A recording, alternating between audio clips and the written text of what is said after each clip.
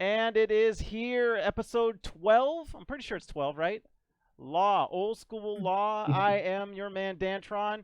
And over here to my, I think it's left, as far as on my screen versus you, is my co pilot, Wolfman. What's up? Right below me, I got my dog, Horton. Good. And then right over down in the corner, but again, just like dessert, like last time, we got the Whale Man. What it do? All about that chocolate chip cookie. It was the tiramisu last time.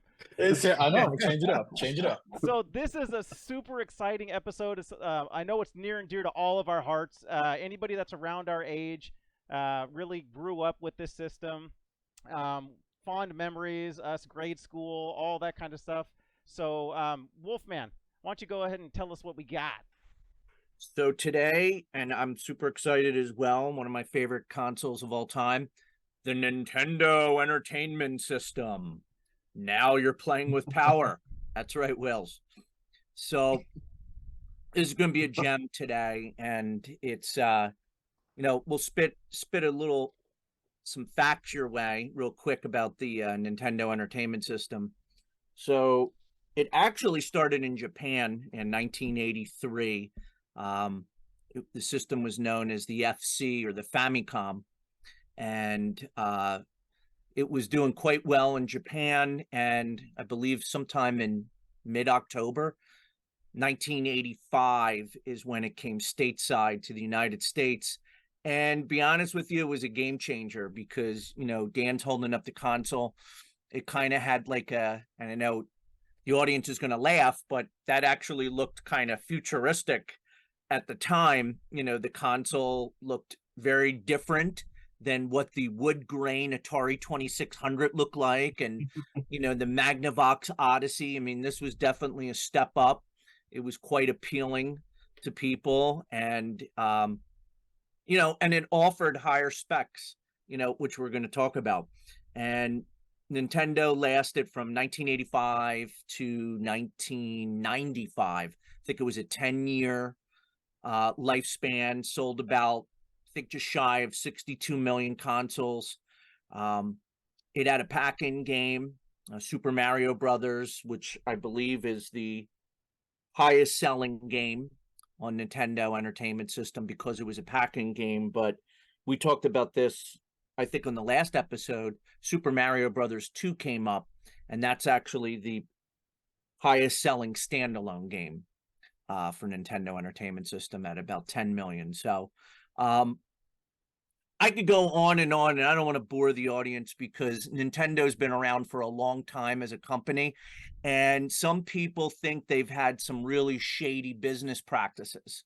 And as much as I love Nintendo, they really kind of strong-armed a lot of companies. They're yeah, bullies. they really They've bullied always people. been bullies. They're kind of still that way.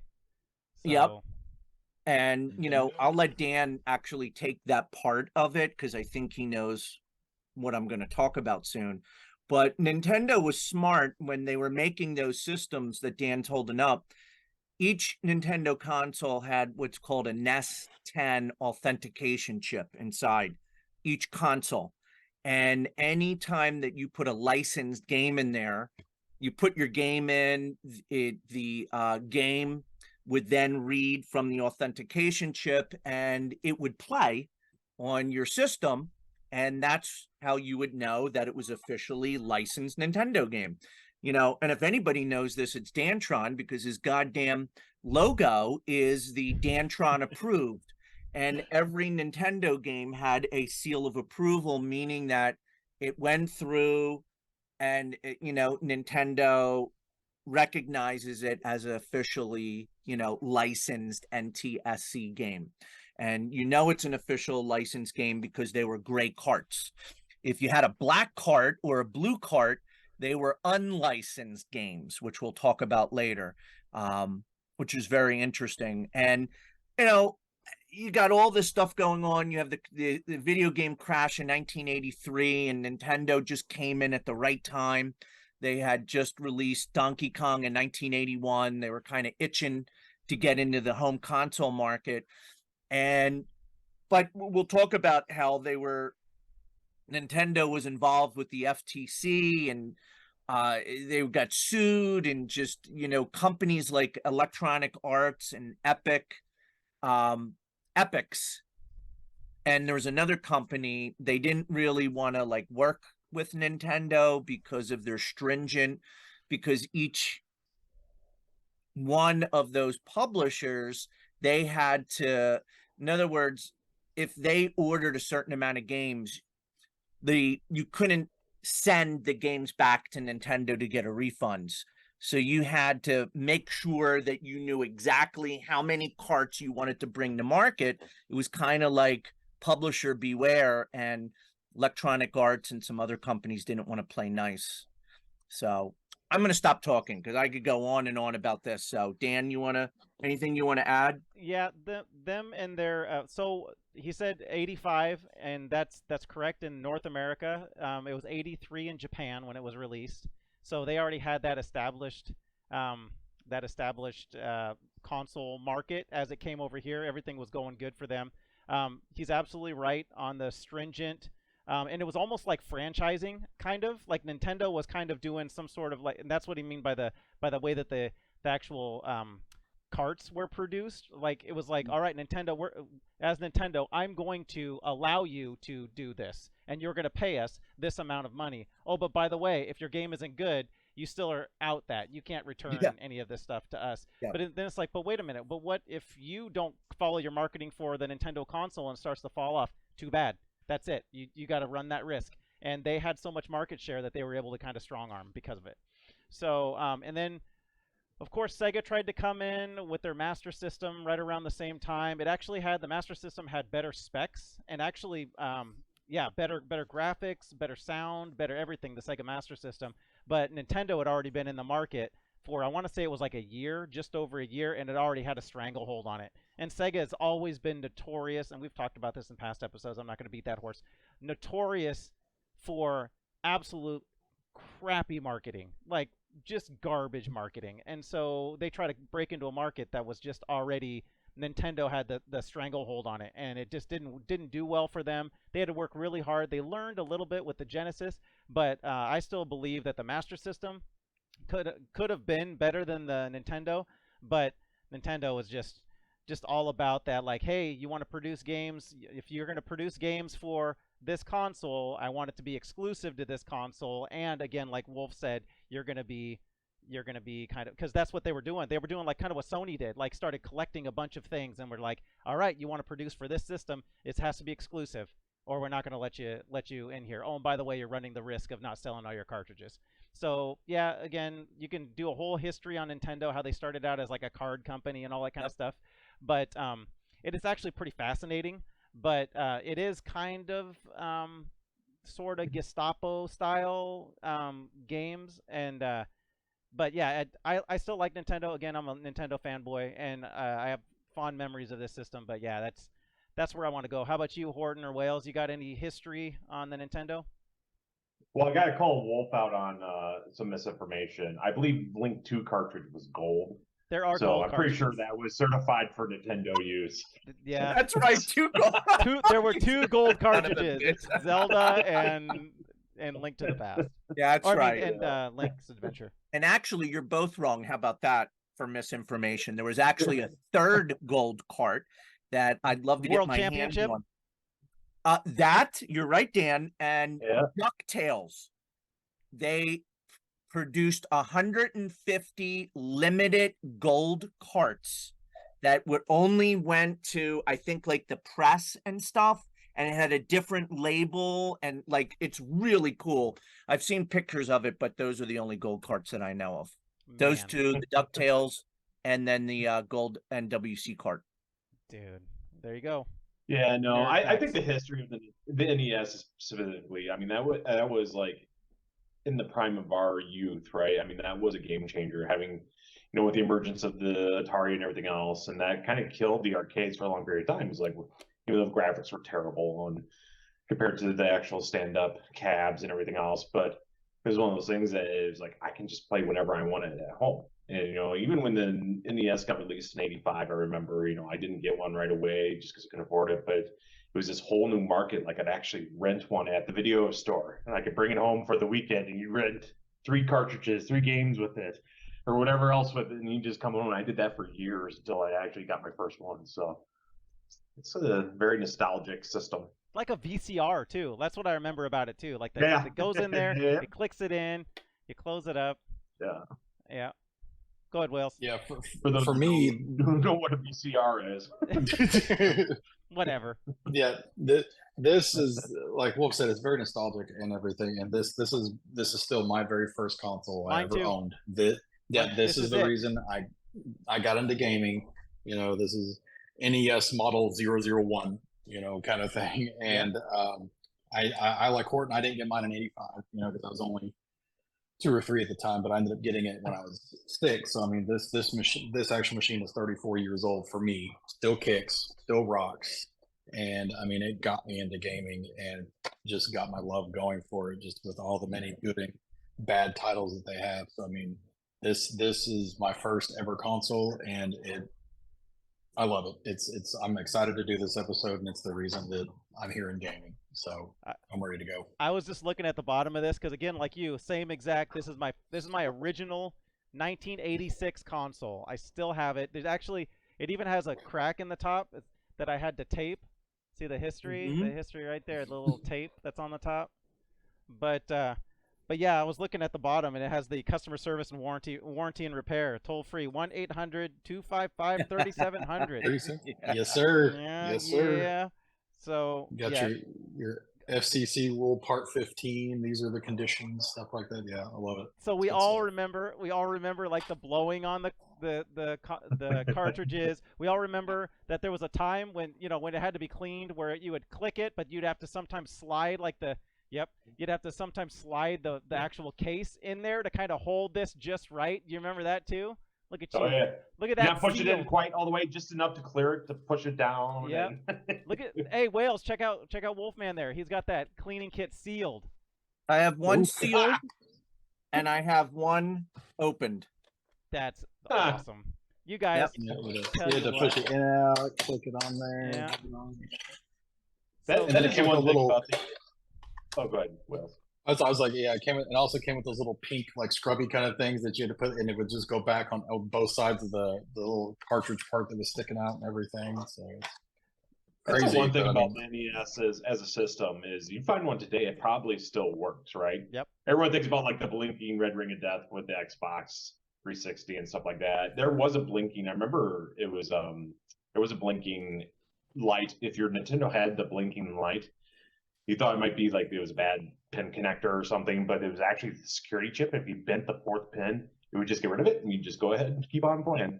But there are so few instances of NESs going bad. Like mine still works today too. At least I'm pretty sure. I've checked it for years. But You'll notice that by pretty much all older consoles, when you get up to once you start getting into CD-based consoles, not so much. But cartridge-based consoles are the nuke proof. They're almost like the cockroaches of the console markets, right? So because Mhm. they will just last because there's less bells and whistles. Kind of like you have that dishwasher that's 20 years old is going to actually last longer and work longer than a brand new one. Kind of the same thing. Less bells and whistles, less stuff to break. They just they knew how to make it back then, and because it survived for so long, like the lifespan of the Nintendo was so vast that you got all these weird peripherals. So Wales, you were already holding up some. You held up like I think it was that the cleaning cart. Wolf held up a cleaning cart. Do you have any other peripherals you want to just kind of touch on since we're talking about hardware at the moment? well, yeah, I mean, of course, the controls were just super there. They were just sweet, directional pad, start, select, BA and stuff. It's And on your these shirt. things, I mean, and stuff, yeah. And you could step on these things. You could drive a car over these things. Not that I did that or anything, but I mean, these things, they're like Nokias, you could drop them off buildings and they'd still work. And then, you talked about the Bumble pack and everything, the zappers. These things were just amazing. Again, fun story. At my friend's house doing duck hunt, his brother got mad or something, and I was just sitting in the room, watching stuff, and he got mad and threw the gun. The point of the gun hit me square in the top lip, completely split my lip open, and chipped one of my teeth, and the gun still worked. Didn't have any issues, but chipped a tooth and split. I had to wear like the whole milk mustache band-aid, like the butterfly band-aid. Yeah. So these things can literally break teeth and wound you and still work.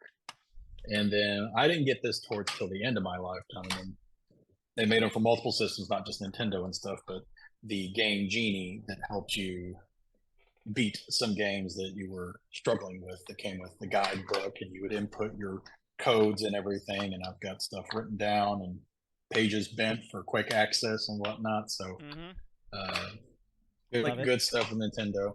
Yeah. So I mean, it's a great system with great peripherals, Larson. I know you got way more than me and a lot cooler stuff than me, but that got me through. What you got, Wolf? You got some peripherals. Show us what's up. I know you have something close. I could sense it. I could smell it on you.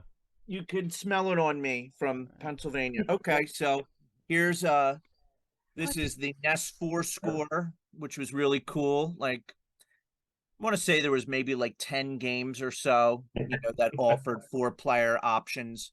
So you plug this in and get a couple friends playing, football. I'm trying to think of some of the games that was Tecmo Bowl? Was Tecmo Bowl one? Score. I don't know if Tecmo Bowl was the first one. I don't track think and field? I think track and field wasn't it? Track and field might have been. I think NES Play Action Football, I think, offered a 4-player. Gauntlet, definitely. Yep. Blades of Steel. No, I think that was 2. That was 2, yeah. Yeah. I've never even seen one of those. Harlem Globetrotters, Kings of the Beach, Magic Johnson's Fast Break, Andy Sullivan's Indie Heat, Bomberman 2. Look at Horton that. spitting facts. Yeah. Yeah. It's called the internet. Yeah, I'm gonna say, he just he just used the game Genie cheat right there. That was it. All right.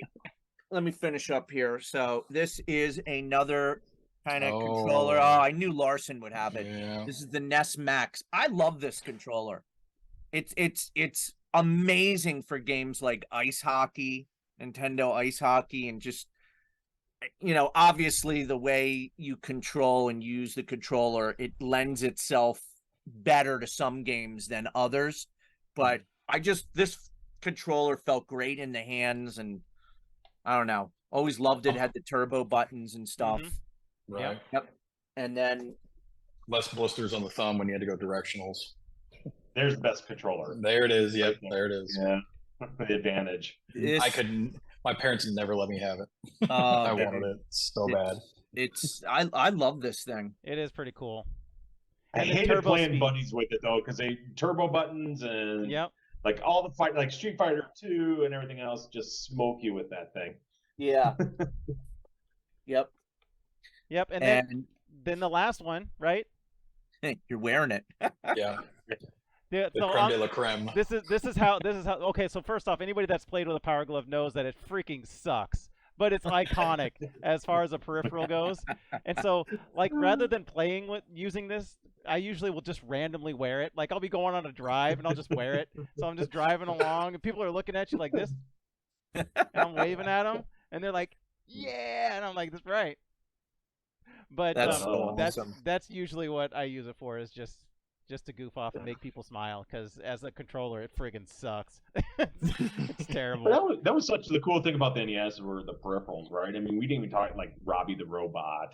Yep. And then they had I can't remember, the bazooka, and like it was around for so long. There were so many crazy. The pad for track and field, where nobody would run on it. You get on your hands and knees and go like this. Yep. Of course. Not doing real running, no way. Right? So, so again, everybody remembers the console. Everybody remembers it sitting either underneath your TV, right on top of your TV. Fun, quick story on the console is I knew I wanted it for my birthday, and my parents were not telling me that I was for sure going to get it.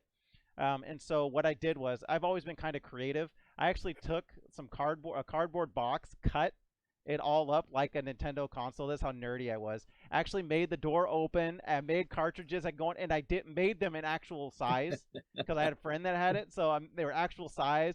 And then I even had like pictures that I drew that I would set on the TV, and I would just kind of leave it in my room, so when my parents walked past, they'd always see it sitting there. I was trying to work that cerebral game on them. It worked, but it was one of those where anybody else do that, or I am the only nerdy one that did that. No, Yeah, Yeah. I didn't know. totally a nerd. no, Sorry, guys. Yeah. that's okay.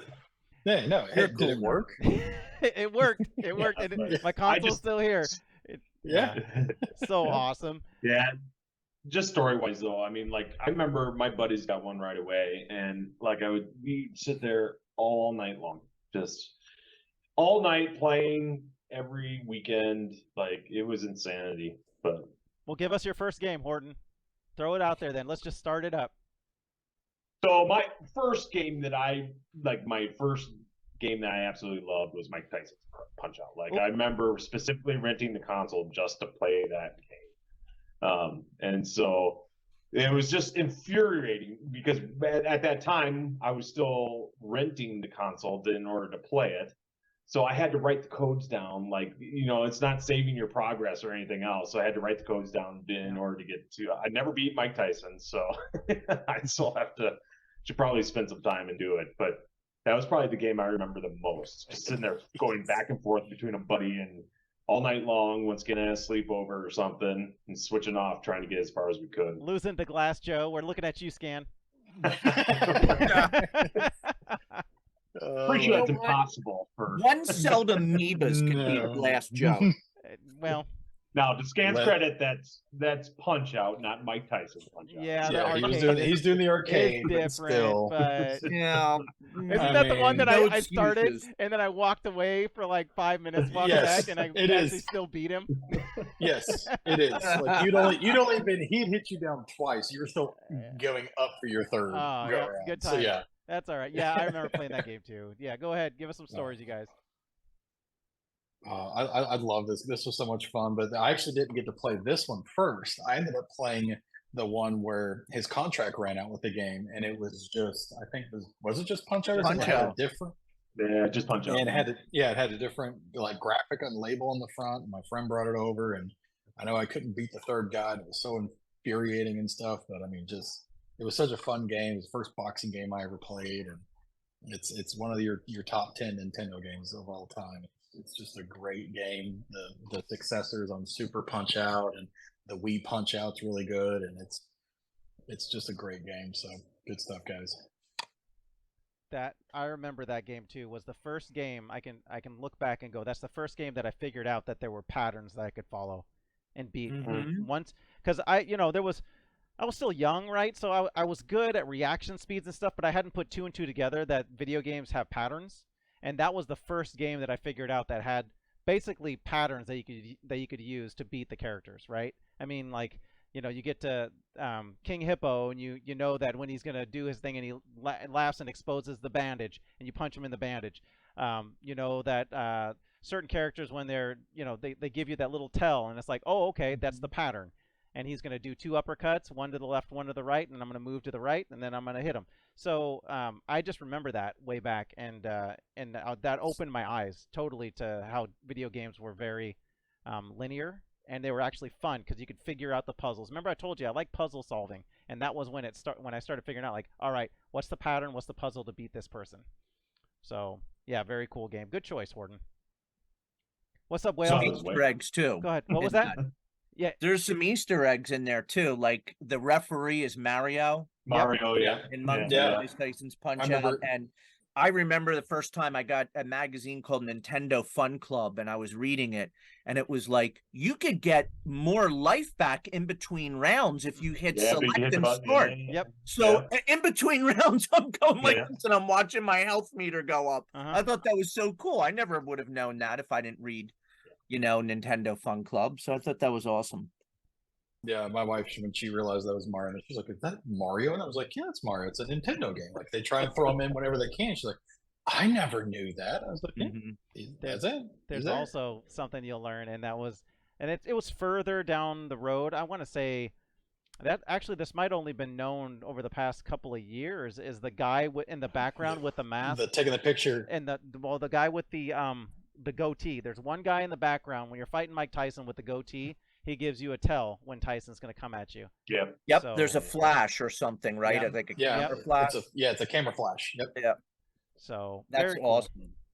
Very cool. Yeah, I Good think this choice. was like 25 years later. Yeah, I know, It's- right? So real quick, and I know Dan, you said you want to bring this back, so I did. Obviously wrote down. Oh, cool. Did a little bit of research. So for any game Sweet. that we talk about, I will give you the price.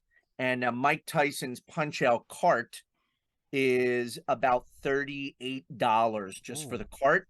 And if Is- you are crazy enough to collect with the box and manual, it's $200. That's for a Wow. cart only. $30 for a Nintendo cart only is a pretty high cart. 38. Didn't you say definitely. That's 38? more on $40. the higher end, But Definitely. but yeah, great But Might game. that's have what something to you do with paid that for back in licensing too. Yeah, I mean, right. just with the held its value. 200. It seems Yeah. absurd. Well, Yep. Man. the supply and demand. What you got, Wales? Next. Yeah. All right, just grab it. I'm not doing any. Yep, kind of- just grab going whatever. Top of the step, just grabbing it and stuff. So this one, okay, all right. Well, I ended up grabbing Batman. So, Oh. Batman the video game with the Batman Look at manual you. and whatnot. Oh, yeah, Mm. love this stuff. This was I a got great lit. game because this is this is a great game based off the '89 Michael Keaton movie. Great Which I game. just watched this weekend, by the way. It Oh. still holds up. It's still a Yeah. quality one of the better DC movies, and of course, being a Batman fan. But this game was a great platformer.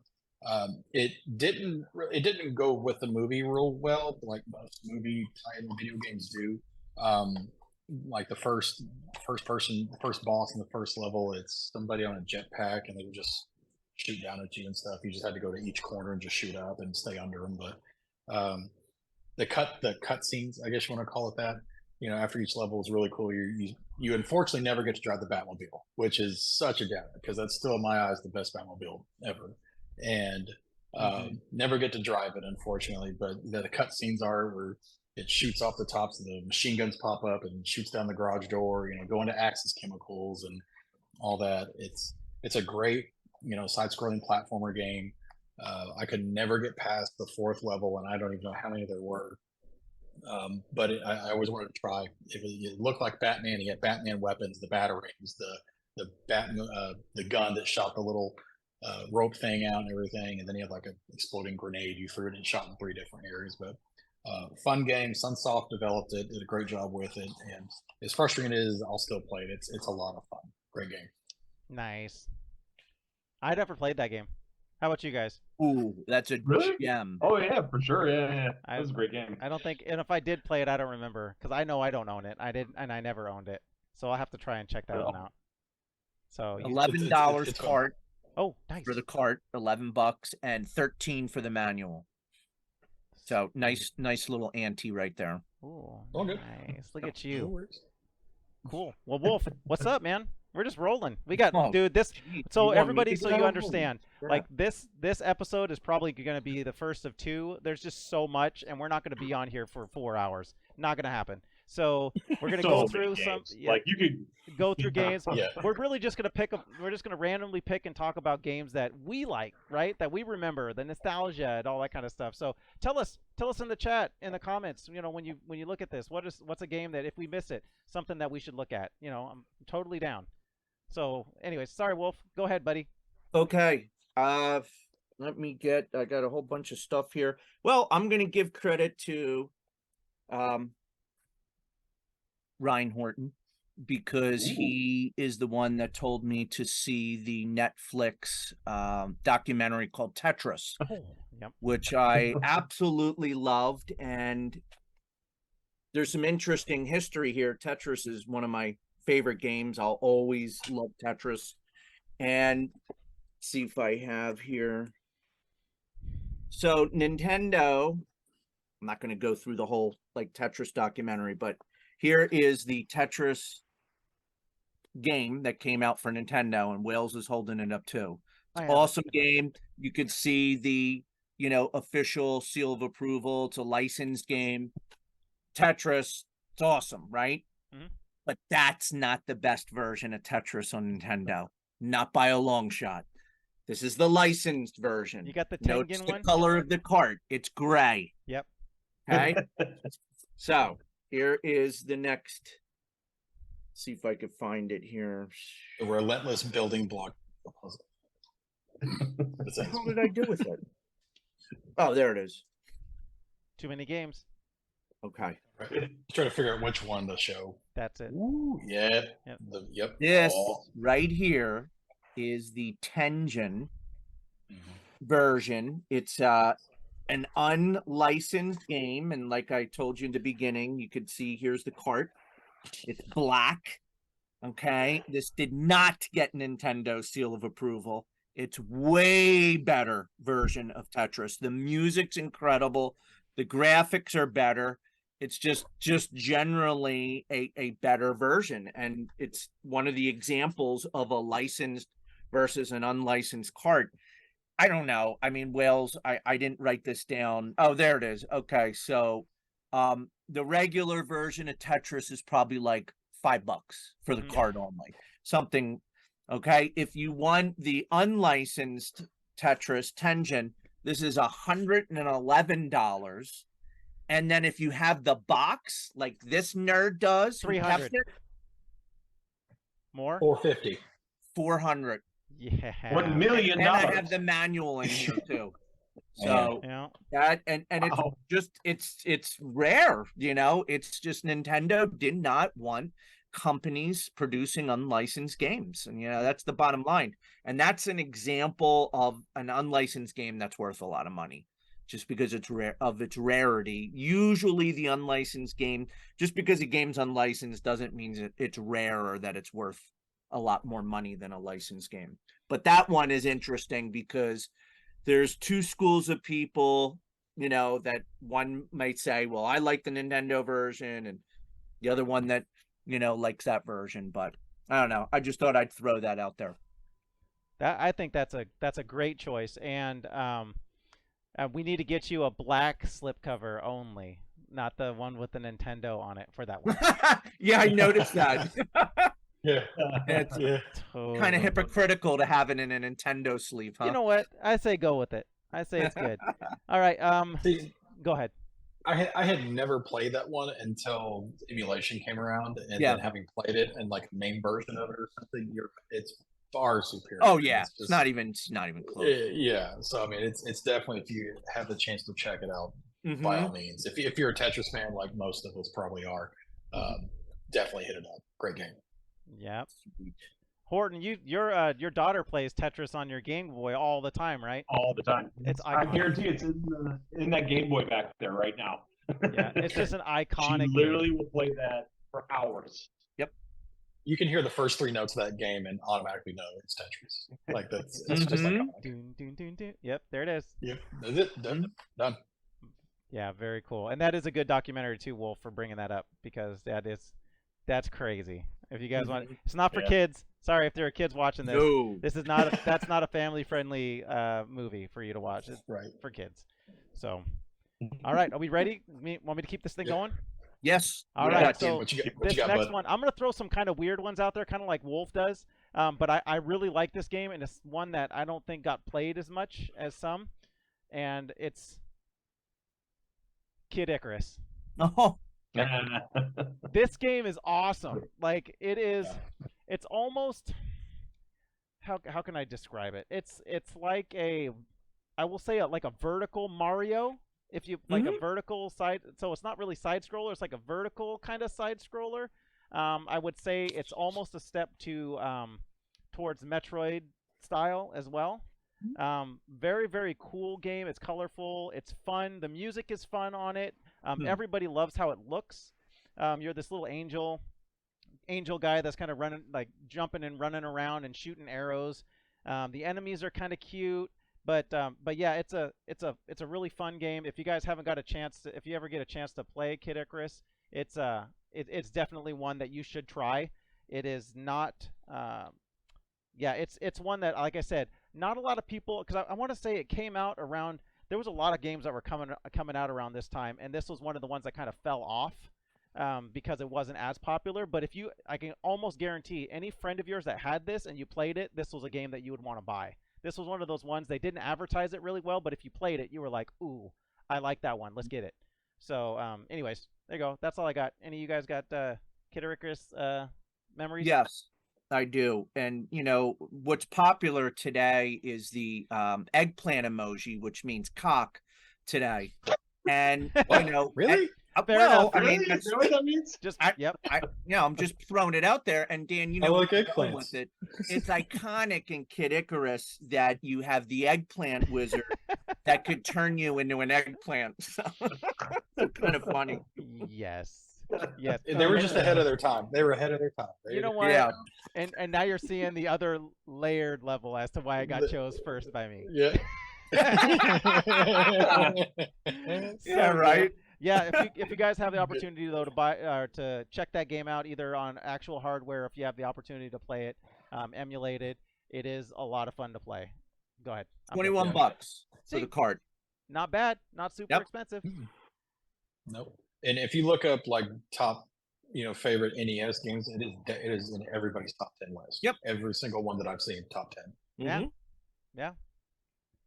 Super cool. Horton, rolling. Back to me. Yeah. So I was going to go because back to, once again, a majority of my memories about playing NES were with buddies on sleepovers and that kind of stuff, and staying up all night. And of course, Street Fighter 2 is up there, but that's kind of everyone's favorite when the NES. So I'm going to say we'd get done with playing Street Fighter and we would go straight to Cobra Triangle.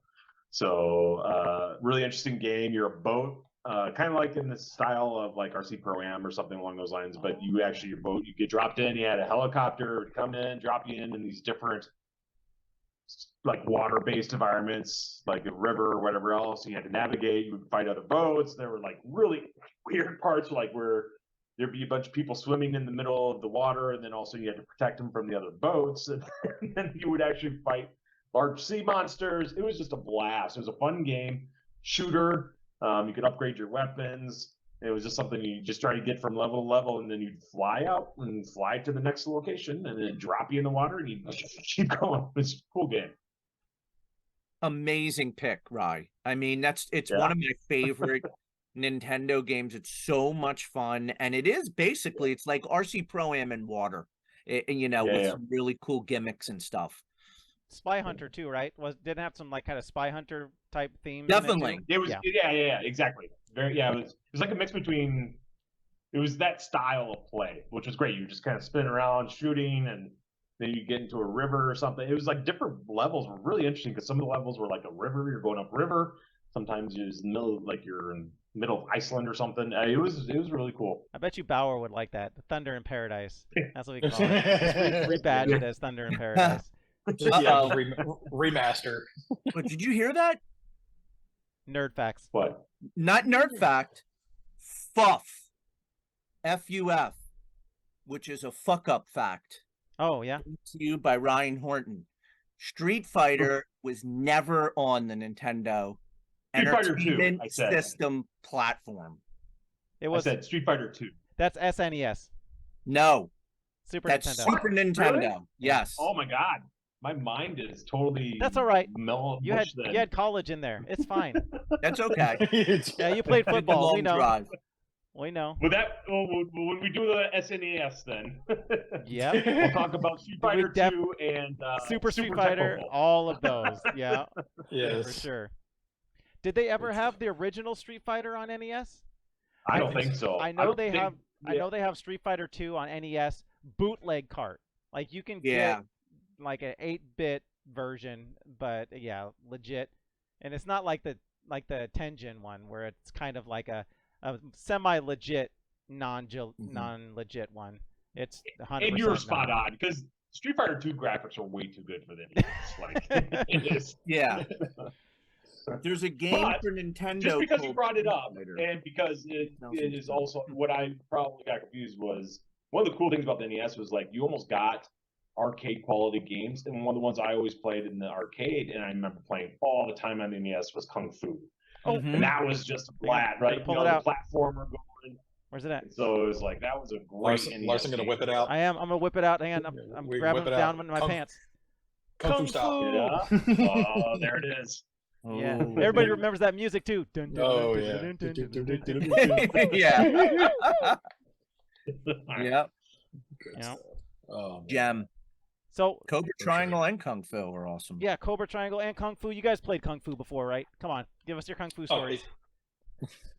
Oh, yeah. Shoot, man, I remember the midgets flying at you. You remember Yeah.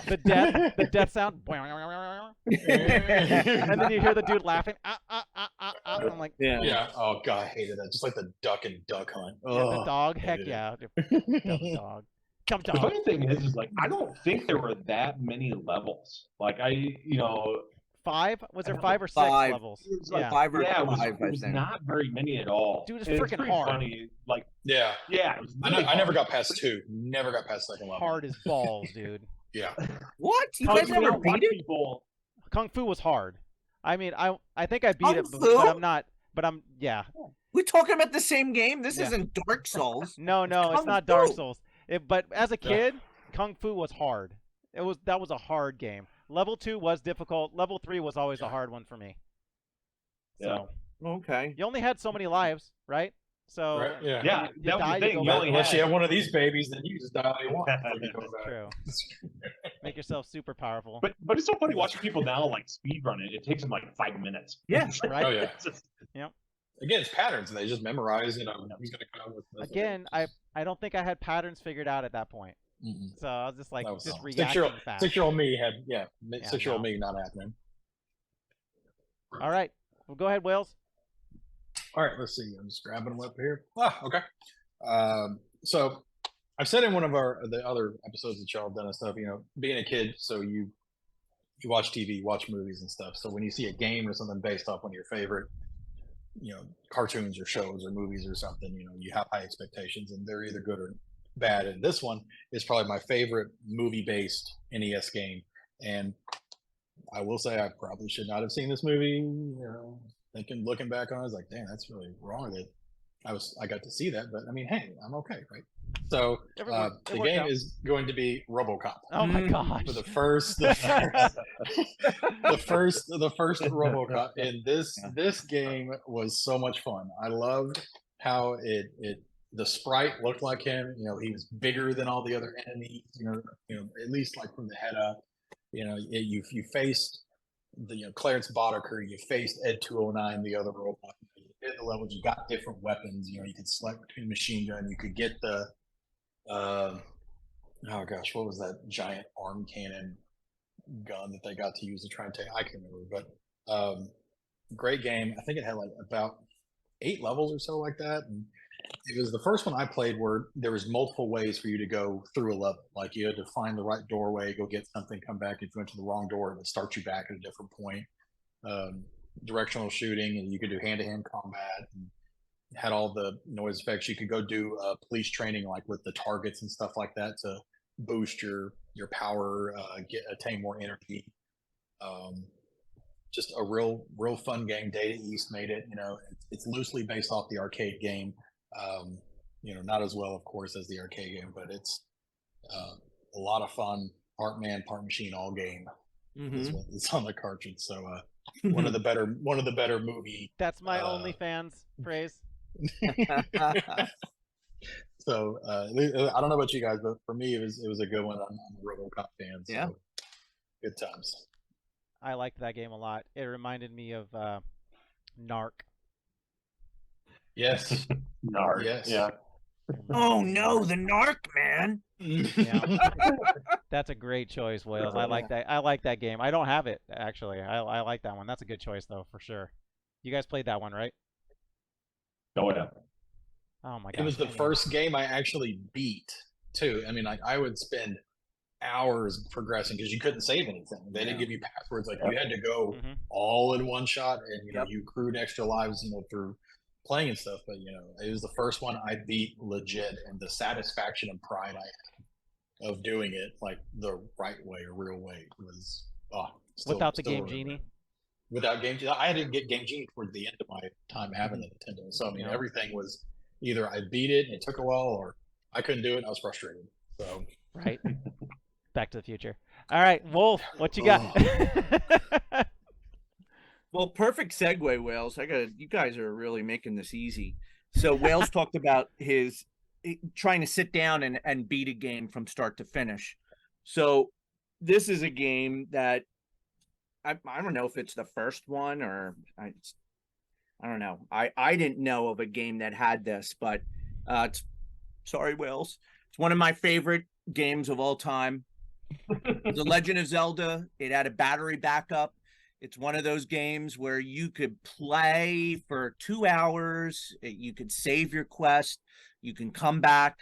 Yep, there it is. Sweet. I don't know. I'm not going to go in and like talk about this. I've mentioned it in other videos. It's just, it came with a map and it had like secrets. It's just, I don't know. It was a game changer for me. I had not played a game like that up to that point. And I'm such a fan of Legend of Zelda that I had to collect all 3 versions. Gray yes. cart too? Yep. So this is the gray cart. That's the more rare one, isn't it? Legend of Zelda, yep. And then you have obviously the gold cart, but this is where it gets. This is where you can get into the weeds a little bit.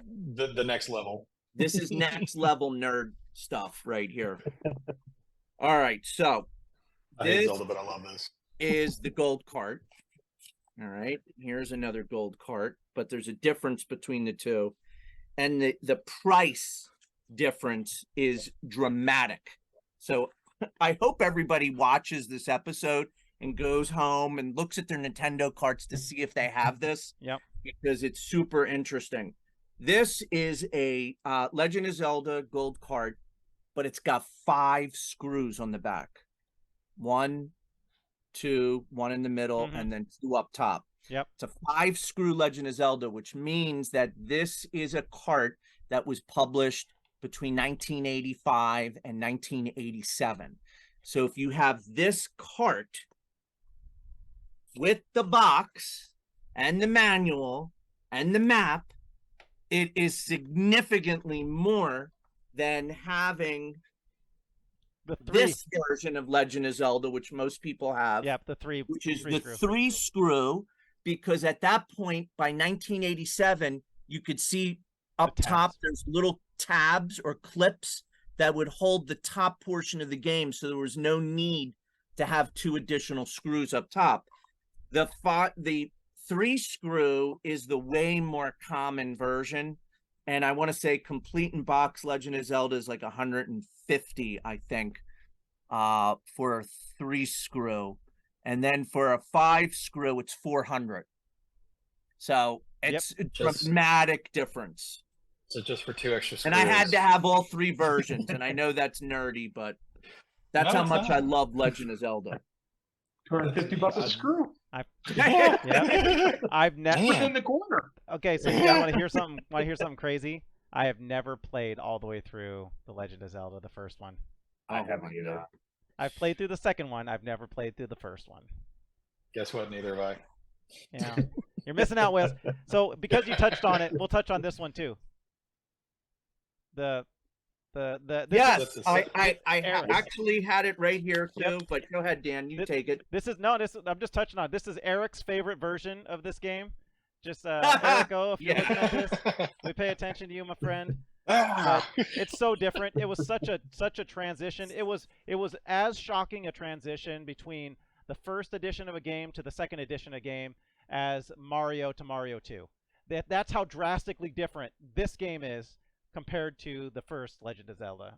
So here's another nerd thing. Look at that. 2 different versions, the gray card and the gold. Yeah, look at you. Yeah. I love this. This is awesome. Man, this is so great. So good. All this stuff, you're just getting some crazy nerd facts. So, Wales, I know you hate Zelda, so the only experience you have is probably throwing that out as you're ejecting it. Your friend gets done playing, you throw it in the back. You put something else. Never owned it. Never owned it. How about you, Horton? I know you played it, but you said you didn't beat it. No, my big thing with a lot of those long play games, like I love them and I play them for a while, and even to this day, like I just can't grind on them. Like I would have to move to the next game. So I'm one of those gamers that will play it for a little bit, play it, and then I just got to move on because it's just there are very, very few open world long play games that I've ever beat. So you're telling me that you lack stamina even back as a kid? Yeah. Oh yeah. Not much. Don't have the patience. Blue Chew, Ryan. Blue Chew. Yeah. Oh my gosh. Here we go. Love you long time on them older consoles. Okay, so I'm gonna kick this one off. The next one I want to talk about is this kicked off a franchise that is still going to this day, and I know Wolfman is loving this franchise, especially the new iteration of it. One of my favorite versions of this game is down the road a bit, but I'm gonna show it. This is where it all started. Final Fantasy. I was thinking something else, but yeah. Yep. There's so many that started off on this console, but Final Fantasy in particular. Look at, yep, see that? So what does the box smell like? I always gotta ask, what's it smell like? The box? It smells like it mothballs smells again. like an old age home and mothballs. Yeah. Yeah. Yeah. I just think it's funny. Like I randomly smell stuff. The older cardboard stuff, and even the console. I mean, it's a nostalgic. It's got a map. Yeah, it's a nostalgic thing that you smell them. It's got all this crap. Hey, Wolf, the back of yours? It has the gold sticker on it, right? I don't remember if that's. What do you mean the gold sticker? The actual on the back of it. Let's see. I think they all had the gold sticker. I don't remember. Yep.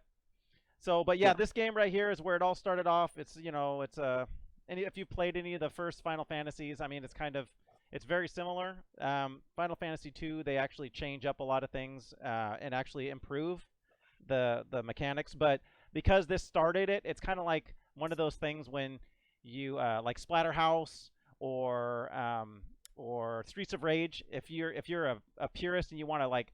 Even if you don't want to buy all of them, you at least want to get the first one. Even just like Silent Hill's the same way. Like you'll buy the first Silent Hill, even though it's not as good as Silent Hill 2, just because that's where it started, right? Final Fantasy on NES. I don't think this is a super expensive cart. Mine's in really good shape. The sticker's in good shape, but I think it's probably going to be more around that same, like probably if I had to guess, around $30.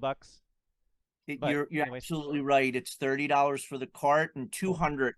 Complete in the box. Yep. Oh my gosh. So I'm not going to ask you, Horton, because I know you didn't play that one that much. Because again, it's a grind. It's a grind fest. So and neither you either, Wales. Oh. I'm not a big RPG kind of thing. But got it. Yeah. That's all right. It's no. But I love the game though. Like respect the game, and just like Zelda, as much as I hate it, I do respect Zelda because of what all it did and the popularity for it. It's a great franchise. It's just not for me, but I mean, they're great games. Not your style, and that's okay. That's the great part too about Nintendo, right? I mean, there was so many different versions. Like Horton, you already touched on a few different. Like there's boat racing. We had, there's RPGs on there. There's side scroller beat 'em ups, action games. We've already talked about.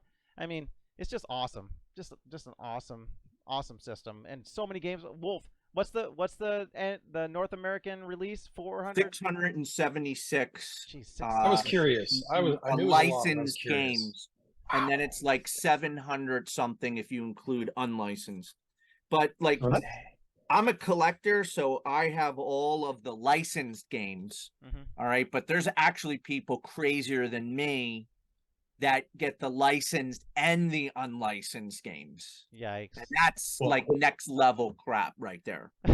Well, it's fascinating, right? Because they got you have World Championship or whatever. What is the one that? No, because that's not considered being part of the set. Nope. Because there was only a select number of those given out to winners at the Nintendo World Championship. That's not something that an average collector could go out and buy. It wasn't a production copy of a. Correct. Yeah, it wasn't available to the public. You had to. Yeah, it's crazy watching these guys on missions to get full sets and stuff. Yeah, those are fun though too. It's like, all right, I'm missing these 5 games.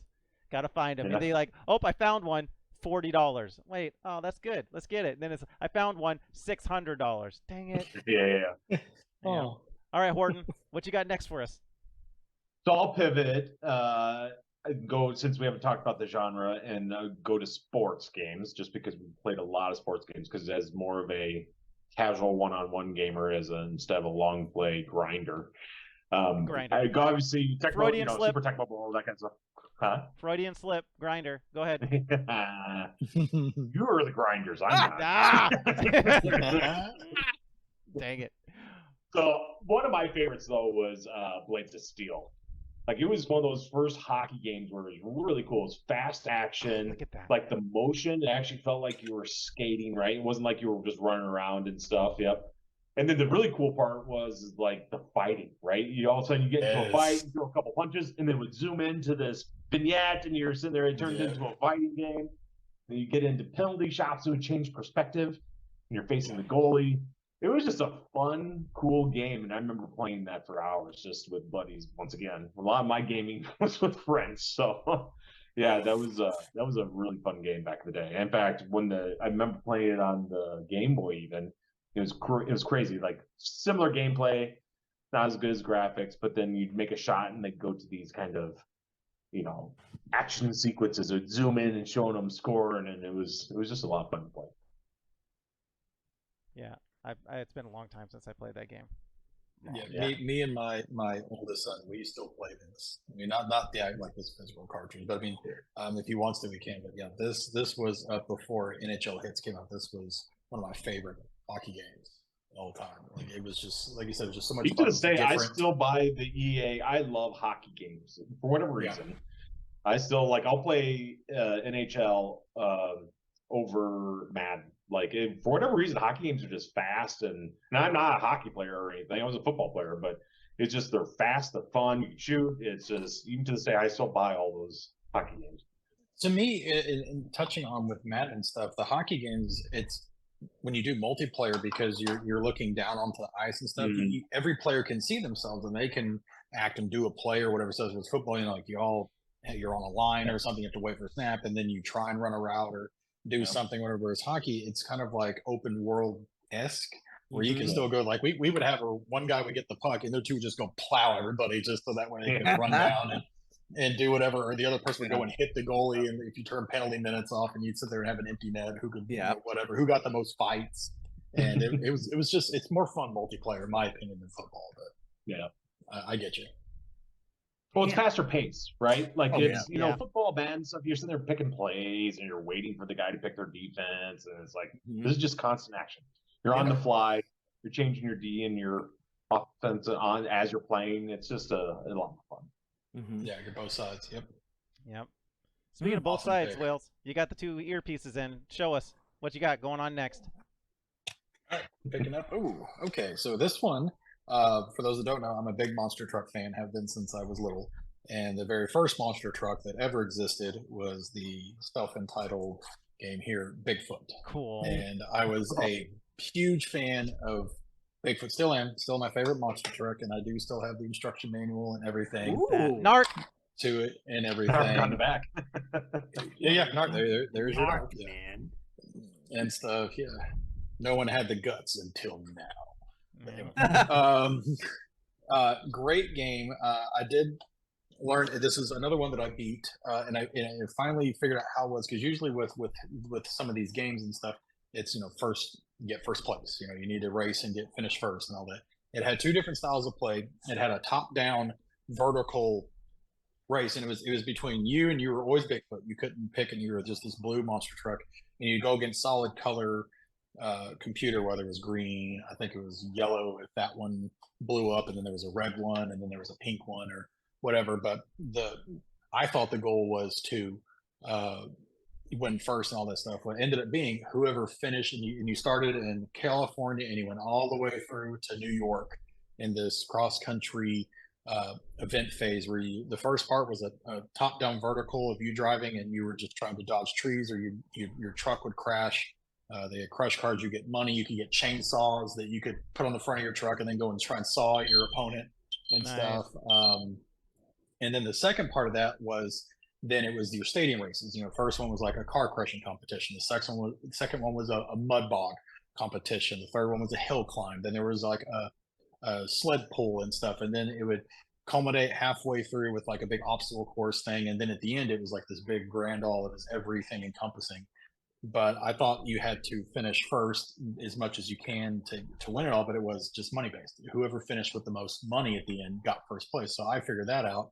So instead of spending all this money to soup up my truck for those second style races, I would just scale back the tires, the engine, the shocks, and everything, and keep the money. And then because your truck would take damage during these races, so then for the second heat, you would have to spend more money to fix it back up. And I'm like, I'll just sit there at the finish line. And I mean, you got more money for finishing first, but you could make up for that in the vertical drop down.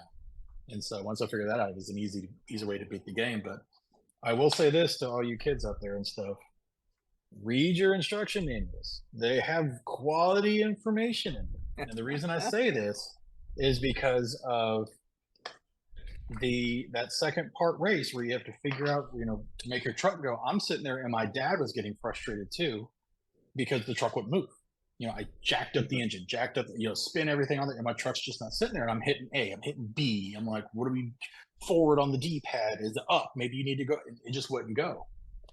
And so I'm losing all these races. And I'm like, this sucks. Like, why can't I race and stuff? And then, I was like, well, let me just look in the instruction. And my dad's like, it's a game. They wouldn't have anything instruction manual on there or whatever. Oh my God, that's ridiculous. You had to take your controller and you had to go back and forth, left and right, left and right, left and right, as hard as you could to get your truck to start going across the line. And then the A and B buttons, B was nitro, A was your gear shift from high to low. So I would be playing this game like pressing the buttons with my two thumbs and using my chin to shift or do the nitro burst on it to compete. That sounds like bad design to me. It is bad design, but for me as a Bigfoot fan, and still to this day, I did whatever it took to win, and I did get that trophy at the end. So yes, my man, it was worth it. If you had the advanced controller though, the turbo, yeah, the turbo button. Yeah, that's why I wanted that, because it had a turbo button. So I wanted that controller. Like, you already got enough control. You don't need it. I was like, okay, well, my thumbs have calluses because of this game, but okay. You brought up something that I just clicked into my brain. One of the things that I really, really love about the NES is games like that had multiple different ways to play it. Another one that comes to mind is like TNC Surf. TNC Surf Designs, right? There was so many different, it was like, what was it, 3 or 4 different games in it, right? Same thing, track and field, everybody knows about that one, but that's a perfect example of how they had, basically it was like getting multiple games in one game. And I don't remember, there's not a whole lot, for a while there wasn't a whole lot of that stuff out there, was there? I mean, like, before CD-based stuff, there wasn't a whole lot of different modes, and even at the first generation of CD-based games, there wasn't a lot of different modes. It was like one-trick ponies, all that stuff. So that's awesome. Well, but that's why I loved games like Skate or Die 2 or that kind of stuff. Like you had the different, like it was all skating based and stuff, but you got to play the different sports, and they were all different. Like one was a race, one was a half pipe, one was a. Yep. So it's cool to be able to kind of switch between the different game types and. Oh yeah, sweet, nice one, Wales. That was dope. Out of curiosity, Wolf, how much is that game complete? Like I've got except the box, but just complete with the box. I don't have the box, but I mean I've got the cart and the instructions. I'm curious because I don't think this is. Yeah. So the cart is $8 and the manual is $8, and if you have the box, it's $54 altogether. Nice. Gotcha. How much was RoboCop? I don't think we went over that last one, because I like hearing how much they are at the end of each show. Yeah, definitely. I mean, just remind me if I forget. RoboCop is $8 for the cart, $10 for the manual, and $60 if it's complete in the box. No, Blades of Steel probably isn't that. Blades of Steel, I don't think is worth a whole heck of a lot, but everyone mass produced. So. Yeah, it is mass produced. So. Yeah, but I'll give you the rundown. It's $6 for the cart, $5 for the manual, and $42 if you have the box. Nice. Oh. There you go. Cool. All right, Wolf, keep this party moving. Okay. should we do obscure? Or are we doing like popular? Like I don't know Whatever what. you're feeling. If you got a memory Yeah. on a popular one, cool. If you got an obscure Okay. one, I mean, because All right, we're I'll gonna take mix them the- up next episode too. Okay. So whatever doesn't get covered yeah. this time, we'll talk about I'll it later. take the popular There's so one. much history that all of us have, right? So Yeah, you can't go wrong with these games. no. Well, for the most part, I take that back. Some of them you can. I was gonna say there's Yeah. some really bad ones. Right? There's Which some we bad. do a whole I'm episode. looking at a few right now. So put it this way, Wolf. I'm gonna go more obscure on my stuff. I do have popular, but there's a few that I want to talk about that are a little more on the obscure side that I really, really like. So that's why I'm gonna pull those ones out. Okay. So this is probably one of my favorite games on the Nintendo. Yep. As much as I love Super Mario Brothers, I didn't really love Super Mario 2. This to me is what got me into platformers as much as I love them today. And look at that. You see the game popping up on all the screens here. I mean, they did a goddamn movie about this, called The Wizard. I mean, this, it's just, Nintendo just hit on all cylinders with this game. Like they introduced the world level, like where you could see each world, like the desert world, and you can go to 2.1, 2.2. There was even secrets there, and just I don't know, was this the game that had the squirrel power up? Yep. Tanuki. The Tuki suit. Yeah, Tanuki, yeah, yeah. exactly. You could, oh my, this game Oh, was yeah. just amazing. I don't know. There's nothing really more to say about it. It's just, to me, if you are going to start collecting Nintendo, this has to be one of the top 10 games that you get without question. It's just, Agree. That was the great thing amazing. about that game were the power-ups. Like that was so cool. Like didn't they have a frog or something? Yep. And then like yes, There they were And then they did. had all these the power-ups. Hammer Brother. Yep. Hammer Brothers Yeah. suit, I Hammer think, Bro too. suit, all that kind of stuff. Yeah. This game actually, when there's a big history on this too, so you can go up and do a lot of searches on the history of Mario Brothers 3. Like this game shouldn't have worked on the Nintendo.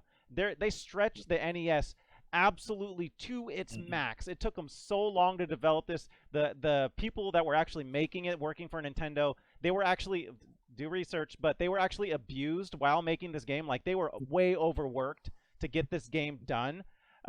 Again, this shouldn't have been able to be made. It's almost like magic. Like they sacrificed children to make this game because there's no way that this game should work on the Nintendo, but it does. And the reason why it does is they squeezed every single little ounce of sweat and blood out of that machine to get this to work. And it shows. There's nothing like this platformer-wise on the NES. No matter what, there is no platformer that plays as well, as clean, as fast, as colorful, has as much depth as this game on the NES. Period. Correct. End of discussion. So that's it for me. Yeah, because if you look at Mario 1, which we all got because it was your base game, and then Mario 2, which was still good and everything, but it still kind of looked the same and stuff, and then this came out.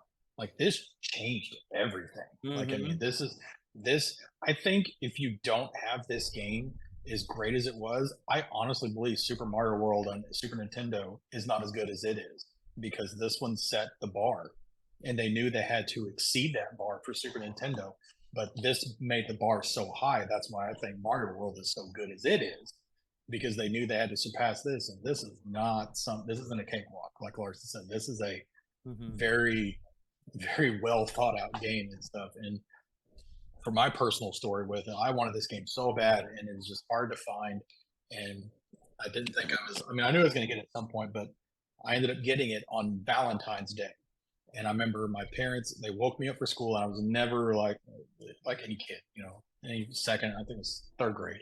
And of course, I didn't want to get out of bed. I'm like, school. It's like a Tuesday or Wednesday. It's like Valentine's Day. I don't care. I hate Valentine's Day. I don't have any, whatever.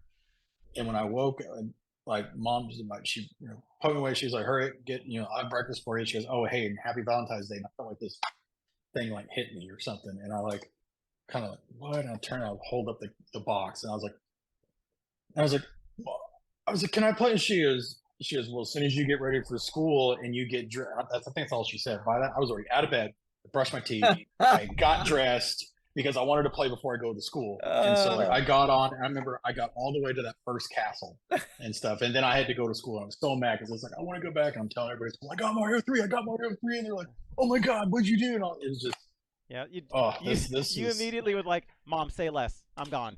Yeah, if that was the thing, I mean, like I said, I don't think she even finished the sentence. I mean, like I was probably to this day, the fastest I've ever gotten ready for school to get out so I could have as much time before hitting that bus. So I could play that game. And it was, of course, that was the longest day at school because you're like Jones and for finishing, go home and finish playing and all that stuff. But guys, that, and then the first time I played it with friends and I did the flying power up and stuff because everybody's like, what's the flashing? And I started doing it and jaws dropped. Because again, that's just not something that had been done in a Mario game. How'd you do that? What did you have to do?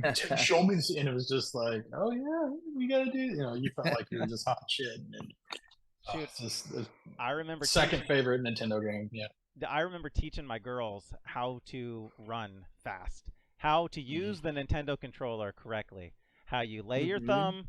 Hang on, let me see if I can get it because everybody remembers this, right? So I unwrap my controller here. Everybody remembers the layout, right? You put your thumb across it, all the way across, and you hit the other jump. Yeah. So you're running fast and you hit it as you're going. My girls are like, that just feels weird. I'm like, that's how it is. That's you gotta be able to hold it down and be able to go across run fast. And then you just that's yeah, it. And just have it. And then of course make sure you have that P flashing at the end because you're guaranteed to get a star every time. That's right. And that gets you the five up. So that's the thing. Any of you younger kids that aren't necessarily I guess, we're going to be late 30s now, or late 30s, late 40s. We all played this game. Any of you that weren't even thought of back then, try this game. These games that we're talking about here they're easy for Wolf, like talking about Kung Fu. It was super easy for him. That was a challenging one for me. But I can tell you that trying to play some of these games compared to like modern games, they're going to drive you crazy. You're going to end up having hair like mine. Like, some of them are freaking hard. Like hard. So just get used to it. It's fun though. That's what she said. That's always what she said. I'm sorry, I had to take that. That is always what she said. It was a layup.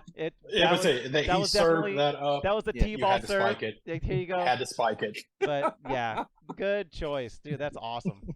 But you gotta remember, like once again, I don't think the youth of today, coming from a crotchety old man, like you couldn't save. Like you couldn't save your game. Nope. Right? It was like you leave your Nintendo on. Though, that had the battery. Yeah, you'd leave your Nintendo on, and then you realize that your parents turned it off, and you're like, "What are you doing? We left it on." Now, Super Mario 3 saved, right? That had the battery. Super Mario 3 They had to. Oh my god. Yeah. They got around to it. Later, when they started adding batteries, you were able to save. But in the very beginning, it was nightmarish. Yeah. When you got to a spot that you knew there was gonna okay, this is gonna take another level of energy. You try and pause the game and then you just turn your TV off. So that way you could sleep or whatever and leave it on and just pray. They did come by and see that little power, that red light on, like, oh, turn, because in a game later on I'm gonna talk about that happened to me, and you want to talk about sobbing. Yeah. Do you move quickly when your wife says it's time for booty? As fast as you did for Super Mario 3, getting out of bed? Probably not anymore now. No, he'd break a hip. He'd break a hip or something now. It's like I would. I'll because then I had a lower level. Now I have this because I'm old. So I mean, it's like literally like rolling out of it kind of thing. So, that one was like the whole cartoon. Like you sprung, like the blanket popped off me, and I like landed on both feet and just going, throwing on shirt under, getting stuff on. I know. I think my pants were inside out. I didn't care. Yeah. Now he's like sitting on his recliner. Wife says, "Yep, it's time." And he's like, "Fine." He hits the button. The recliner starts to sit him up. Oh my gosh. He grabs the Roman, swipes. Oh yeah. All right, Wolf. What you get? What do you got, my friend? I can't. This is too much fun. Oh my gosh. He just did Mario 3, so it's your did turn, you do Mario 3? Yeah, I did. Yeah, he did Mario 3. Turn, Dan. Yeah, okay. Your so it's my turn. I gotta hear this. So I'm gonna go with one that sometimes I don't know who. If you're like me and you like figuring stuff out, this game is dope. But if you're not like me and you don't like kind of semi-complicated games, you're probably gonna freaking hate this game. but I'm going to throw it up here anyways because I do. This is probably one of my, this is not top 10, but top 20 games for NES. Shadowgate. Mm-hmm.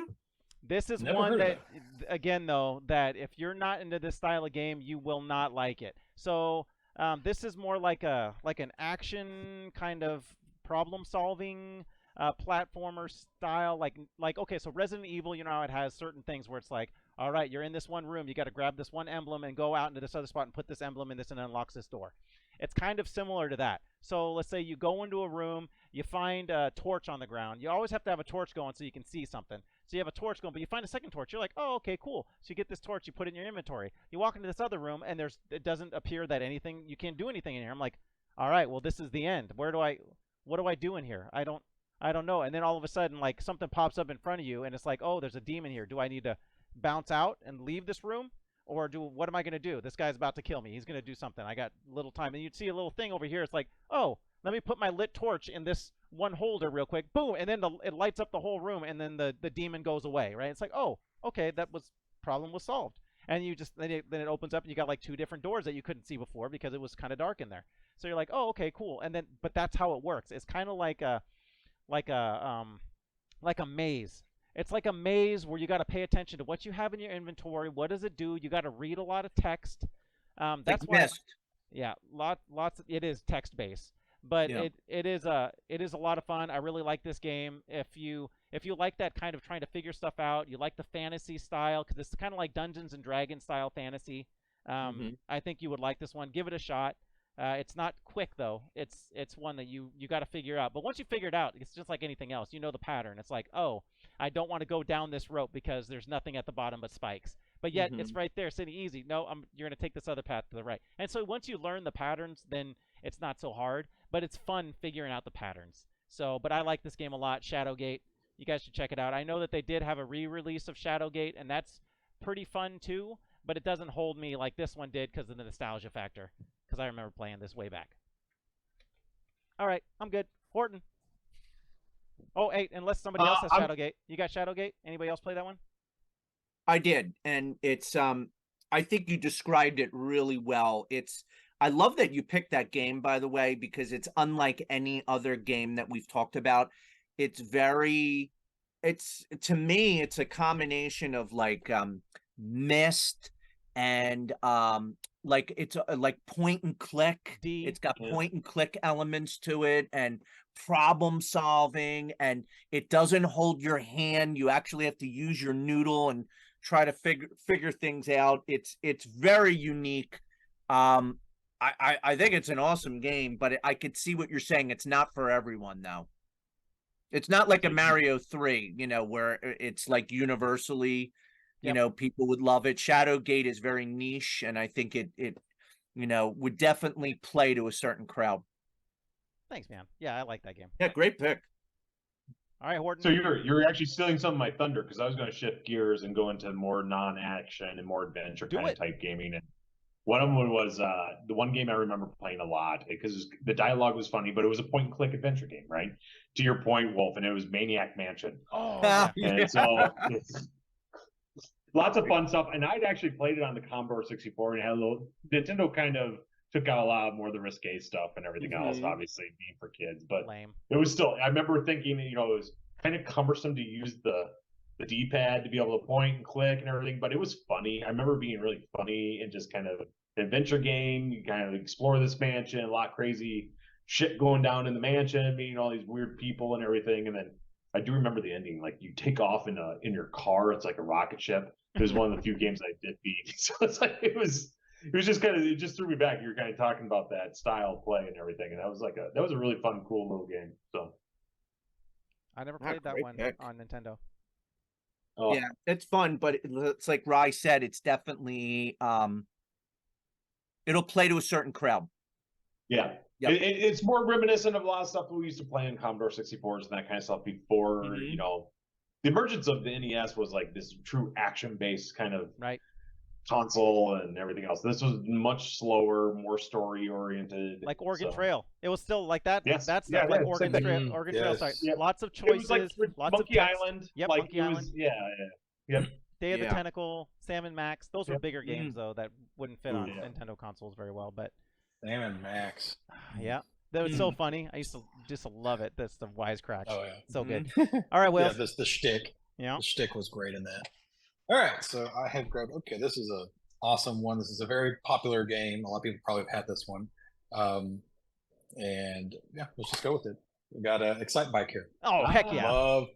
Loved Excite Bike. Just great, just all around, just fun racing game. I played this before I ended up playing like the arcade version and stuff, or like the Play Choice 10 ones that they had up, and it's a little bit different in everything in terms of gameplay form, but I mean not too much. This just is, it's just a fun game. Like I just enjoy playing this. That you want to sit there and press the limits on your nitro all the way to where that does that little buzzer noise and stuff, and then you let go and everything. And there's different little tricks and stuff. You want to try and go up ramps, and then learning that you could adjust the motorcycle in air so you can like land on the down ramp and stuff, so it's a smoother thing. There's less bumps. It took me forever to figure out when you crashed, if you press the buttons real quick, your guy runs back quicker to the bike and everything. And learning those little tidbits to it and everything. And correct me if I'm wrong, you guys, but couldn't you create a course? Yep, in this? I was just going to bring that up. It was I amazing. want to say this Course is one of the creation. first times where you could create something in a game and then play at it and use it. And I remember we would do the most boring course where it's like 2 jumps to who could do it the quickest, to the most insane, the one where it had like the big up and then the big tabletop, or you could do the small one, and it's just mud pits, and it was just a lot of fun. Real difficult, once you get past like the 4th or 5th heat, I think there's 10 total heats or whatever. It gets tough. But it's, you really got to think about it. My biggest issue is trying to avoid all the other riders. Like I can sit there and be safe, and they'll sit there and lane change into you, and you're like, come on, whatnot. But just fun game. I'm sure you guys liked it too, but one of those good ones. Yeah. Excite Bike is a classic. All of us played that game. Yeah. All of us. Yeah. Everyone played Sure. Excite Bike. Just like everyone played RC Pro-Am. Kind of the same thing, right? Yes. Everybody plays those games. Just Oh, awesome. Excite Bike 2, Dan, was if you got a Nintendo, that they were the black label games, or the black box games. So they were some of the first Nintendo games, first party that had come out. So I mean, if you got an early system, you didn't have a lot to choose from. So you got Excite Bike, or Super Mario Brothers, Balloon Fight, Hogan's Heroes, or not Hogan's Alley. Hogan's Alley. Hogan's Yeah. Alley. Yep. And there just wasn't a lot to choose from, in the very beginning. Good choice. And there was a lot of those ones. So that one's going to be one of those on the more cost-effective side too. Oh yeah, for sure. Boy, you guys with my segues. Going from cost effective to cost prohibitive is where I'm going now. Yep. Go ahead. Give us the cost prohibitive. We're ready. Okay, here it is. It's I told you that I love platformers. It's one of my favorite. Like, to this day, I still sit on my bed with my Steam Deck and I play with my younger son now, Rayman Legends, and I'm trying. He loves it.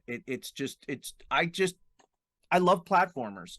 This is a hidden gem on Nintendo.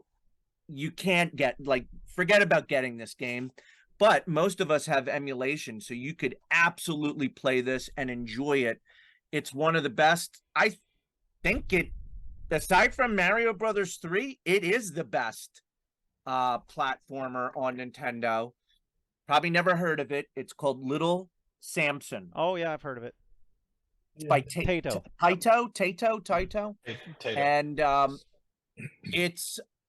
it is just so much fun. The graphics are great. Like, I forget who said it. Colorful, big sprites, real smooth, awesome enemy types, great weapon variety. I absolutely challenge everybody that's listening to the show. If you have a Traycade or a Pandora's Box or a Megacade or something like that, please try this game. I guarantee you'll end up loving it. But I said cost prohibitive because this stupid piece of plastic in my hands is $2,500. Jeez. Just the cart, not cart and box? The cart. Jeez. Yeah, it's 25 super rare. Did they make 2 of them and that's one? Well, this came out at the very, very end of the Nintendo life cycle. So they did not print a lot of these games. People were already like playing Super the Super Nintendo. Nintendo. And this just became a forgotten game. Like nobody played it, and it's a shame. And because of the low print and the high demand, people that collect Nintendo games want this game, especially if you want a complete set. But they want to play it. If you don't have emulation, it's drove up the price considerably. So Man. If you definitely watch check it Retro out. Rick, he was searching for it forever. Like Little it Samson? was- yeah. Yeah. Do you still have the box? I never had the box. The box Oh. and the manual for this thing, I think are rarer than the cart. And the cart is rare as hell. But I'll tell you how much the box and the manual is. It's absurd. It's Did you buy So it the cart was secondhand or? I found the cart at a flea market. I think I See? got it for $5. No. So funny. Yeah. Yep. Whoa. About maybe like 12 years ago. Huh. Probably my greatest find ever. All right, here it is. So the cart is $2,500. The manual is $700. And the box is $2,200. So altogether, it's $4,500 complete in the box. Nuts. That's awesome. That's like almost a half a megacade. Yep. That's one. Yeah. like two or three house payments. But I mean, this is ridiculous to talk about this stuff, but you got to try it. Try and emulate. play it. You got it. It's so much fun. You'll love the game. Nice. All right, so my turn now. Another kind of one that I really enjoy that I don't know, I don't think many people played it. I still don't think that it's not like Little Samson for sure. But I really like this game. It was one that I just happened to play one time over at a friend's house, and then I bought it, kind of like what was the one that I just showed a little bit ago? I don't know. Anyways, doesn't matter. But here it is. Little Nemo, the Dream Master. It's a great game. And this is a really fun platformer too. It reminds me kind of like believe it or not, it reminds me of Clockwork Knight for Sega Saturn. But I think this is better. This is a more enjoyable playing experience. It's a fun, colorful 8-bit game. It shouldn't be as cool as it is. Big, bright sprites, as like Wolf was talking about. This actually is from an anime movie. An animation anime movie about I think it might be called the exact same thing. I have it upstairs, but if you get a chance to watch the movie, this follows the movie Little Nemo, and I think it's Little Nemo in Slumberland. I think it's Slumberland. Yep, Slumberland. So, but this game, a lot of fun. Little Nemo, the Dream Master. Again, I don't think this is a super expensive game. It might be easy to find. But $12. Yeah, it is. But it's fun. This is a really fun game. Oh my God, kind of a hidden gem. definitely. That is not super expensive. That's a great thing about these N6 or the Nintendo cartridges is they're relatively cost effective. Like and a lot of them, yes, graphics they don't hold up, but as far as playability and how enjoyable they are, they hold up really well. So, but this one, yep, Little Nemo, great game. Check that one out Good pick. You have the opportunity. You said it was $12, Wolf? $12, and let me say something too about that. Was that Capcom that made that game? Yes, it is Capcom. Okay, so that's something that we need to talk about because that's the bread and butter on Nintendo. Okay, Capcom and Konami were putting out amazing games on Nintendo. Yep. Stay away from LJN and like some of the other third-party titles. So you have Nintendo, you have Capcom, you have Konami. I mean, they're making some of the better games for that system, and it's almost like what about Ultra? Yeah, I would say Ultra and Acclaim too had some real good ones. Yeah, and Sunsoft, like you said, Sunsoft, had really good games. Yeah, so definitely some good companies churning out quality games at that time. SNK too. Yep. for sure. All right, Horton, keep us going. We got a couple more. So Still going? Yeah, Oh, we're man. going. We're Let's running go. dry. Let's go. It's like, oh my God. Let's go with just two more, because we can do this for a long time. So we're gonna Yeah, I go know. two more games. Each of us run two more games. We'll talk about them, work our way around, then we'll talk about how collectible we feel this console is. So pick two Well, games. I'll go back to talk about. another favorite. Once again, like a lot of my Game Boy games came from the NES games that I just love playing because I wanted to be able to take them anywhere. And that's Teenage Mutant Ninja Turtles. Great platformer, kind of different environments, like kind of running, jump, and fight. And then some levels you would swim, and it was just a fun game, right? So. And then I loved when I could actually play it on my Game Boy back there. It was just amazing. Like, it obviously wasn't in color. It was, in black and white, but I could play it on the go. Similar style, obviously not the same game, but very similar gameplay, and just the nostalgia aspects of it were just amazing. So was it the Ninja Turtles one arcade, the arcade game, or was it the Whale's favorite Ninja Turtles?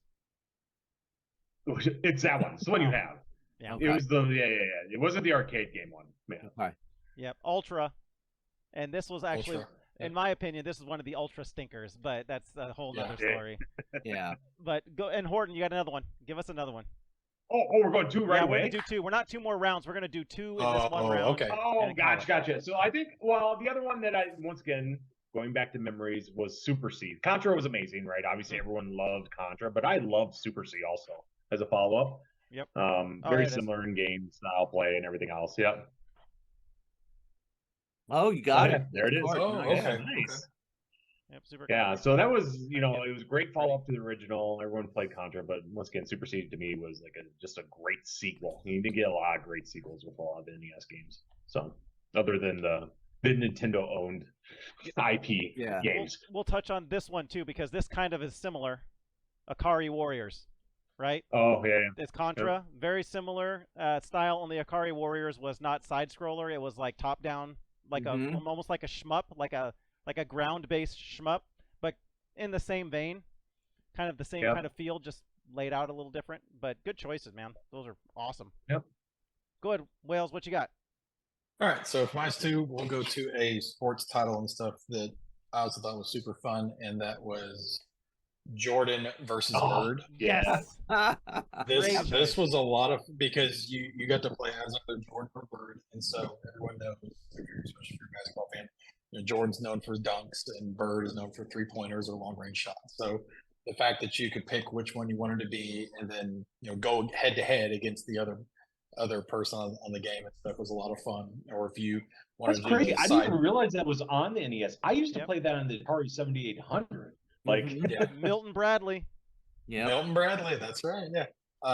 If you did like the Jordan task, you could pick different types of jump to the different kinds of dunks. Spin, the 360 spin, Statue of Liberty, the toss it and catch dunk and everything, and then Bird was the how many threes could you make the fastest, behind the arc and everything. It was just it was a good just time wasting game. It wasn't anything difficult. Yeah. The dunks took a little time because you would have to like press A and hold it and then press it again to do the dunk. So it was about timing and patterns and stuff. But real fun game. I don't think it was a 2-player game. I think it was just a one, because you picked either one and then you went against the computer. But fun game there for sports fans and stuff. 2 icons and legends. And then I'm probably gonna go with my favorite NES game of all time. So Horton kind of hit with TMNT, and you watched the last Law episode. I go on my rant about how awful I thought that game was and how much it let me down as a child. But Ultra absolutely righted the ship with Teenage Mutant Ninja Turtles to the arcade game, because that's what I was expecting, playing this at Chuck E. Cheese and Showbiz and stuff. And the first Turtles game just wasn't this, and it was extremely difficult. We've seen the memes where it's like, I'll get you that PS5 if you can beat this game, because there was no continues or saves or anything in that Ninja Turtle game. But this one also didn't have any saves or anything with it, so it was just as difficult. This game actually has a added level to it that the arcade game did not have, which made it a little bit extra special.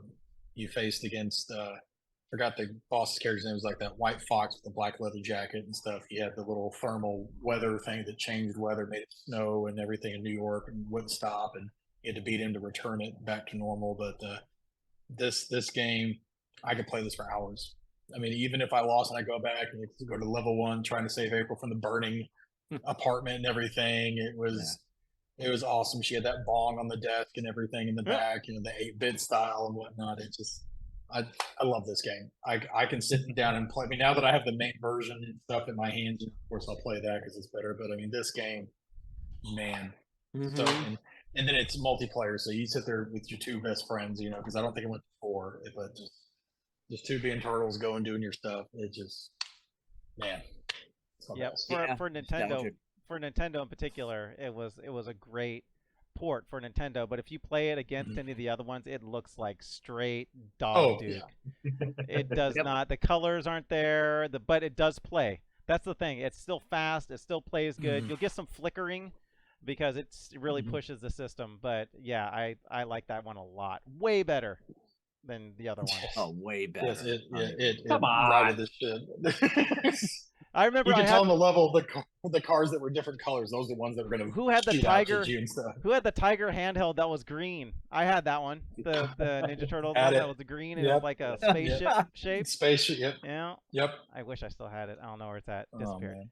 All right, Wolf. I know what you got. You're debating. Do I want to show these ones or do I want to show these ones? Yeah, I'm really pissed that I have to pick 2. Okay, you don't have to. There's no rules here. Go ahead. I'm stewing, but at the same time, I might really push it and just see how disgruntled Ryan gets, the more games that I show. I know. I'll just leave. Yeah, he'll just like bloop. I'll take a screenshot and I'll just leave. Yeah. Just put it as my background. No, we'll do it. We'll do another supplemental one because we got a lot more things that we can talk Do a about. follow-up. But I gotta eat dinner. Oh. I'll keep it brief then. So debrief. Try to pick an unusual game that I really, really like. No pants. No pants. Oh. This is called The Adventures of Lolo. Yep. 3. This is the 3rd iteration. There were 3 of this type of game, Adventures of Lolo 1, 2, and 3. Once again, I challenge everybody to get on their emulation devices and check this out. It is so addicting. If you think Tetris is addicting, you got to play Lolo. So you have a screen and you have to there's certain things that you have to do to get out of that particular puzzle screen. And it's just so cool. You could shoot something and you can turn somebody into a block and then you can move the block around. And it's just, I can't explain it. It's one of those games you just have to play, but it's very fun and extremely addicting. And I don't know if anybody caught this, but this has an electronic boutique sticker. Yes. EB. In the box still. EB. But that's The Adventures of Lolo. I think people would like that. That was an expensive game too, because that was towards the end of the life cycle too of Nintendo. Am I right? That's it's $75 for the card. Yeah. For my last Going through. I know, right? The gears are turning about this. The gears. Yeah. Okay. All right. So let's go with this one. This is a game that has memories for me. It's kind of rare too because it's Electronic Arts. Ooh. It's a game I don't know if you've ever played. It's called The Immortal. It's one of those games that I was very drawn into it from the cover art of the box when I was at Toys R Us. But it's so cool. It's isometric view. The graphics are incredible. It's like a dungeon crawler. It's really neat, and you go hand to hand, you have these battles with goblins, and you have to find keys, and just it's very cool. Remember the sound being neat, and I don't know. I just remember playing this as a kid, and I remember not beating this. I remember it being tough as balls, but a lot of fun. If you could find it, emulate it. It's called The Immortal. If I remember right, the that seemed like an evolution of adventure from Atari. Am I remember the right one? It seemed like kind of the same kind of feel. Yeah. Oh yeah. It's like adventure, except with like 100 times better graphics and sound, but same kind of Concept. like you were saying, Dan, same concept. Like instead of trying to, I forget even how adventure played, you have to like get into a castle or something, find three Yep. keys, and yeah, so it is kind of like that. That's a good example. So I'm torn between. I have four that I really want to talk about, but I'm gonna only pick two. One, the first one I'm gonna talk about is another game that's kind of a, I don't know, lesser known game, and it's a fun side scroller kind of beat 'em up style, very reminiscent to RoboCop that Wales had just talked about, and it's called Shatterhand. Hmm.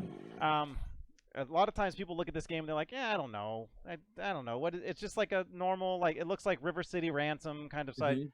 But no, I guarantee if you try and play this game, if you like Nintendo games and you can look past some of the graphical limitations, this game is a lot of fun to play.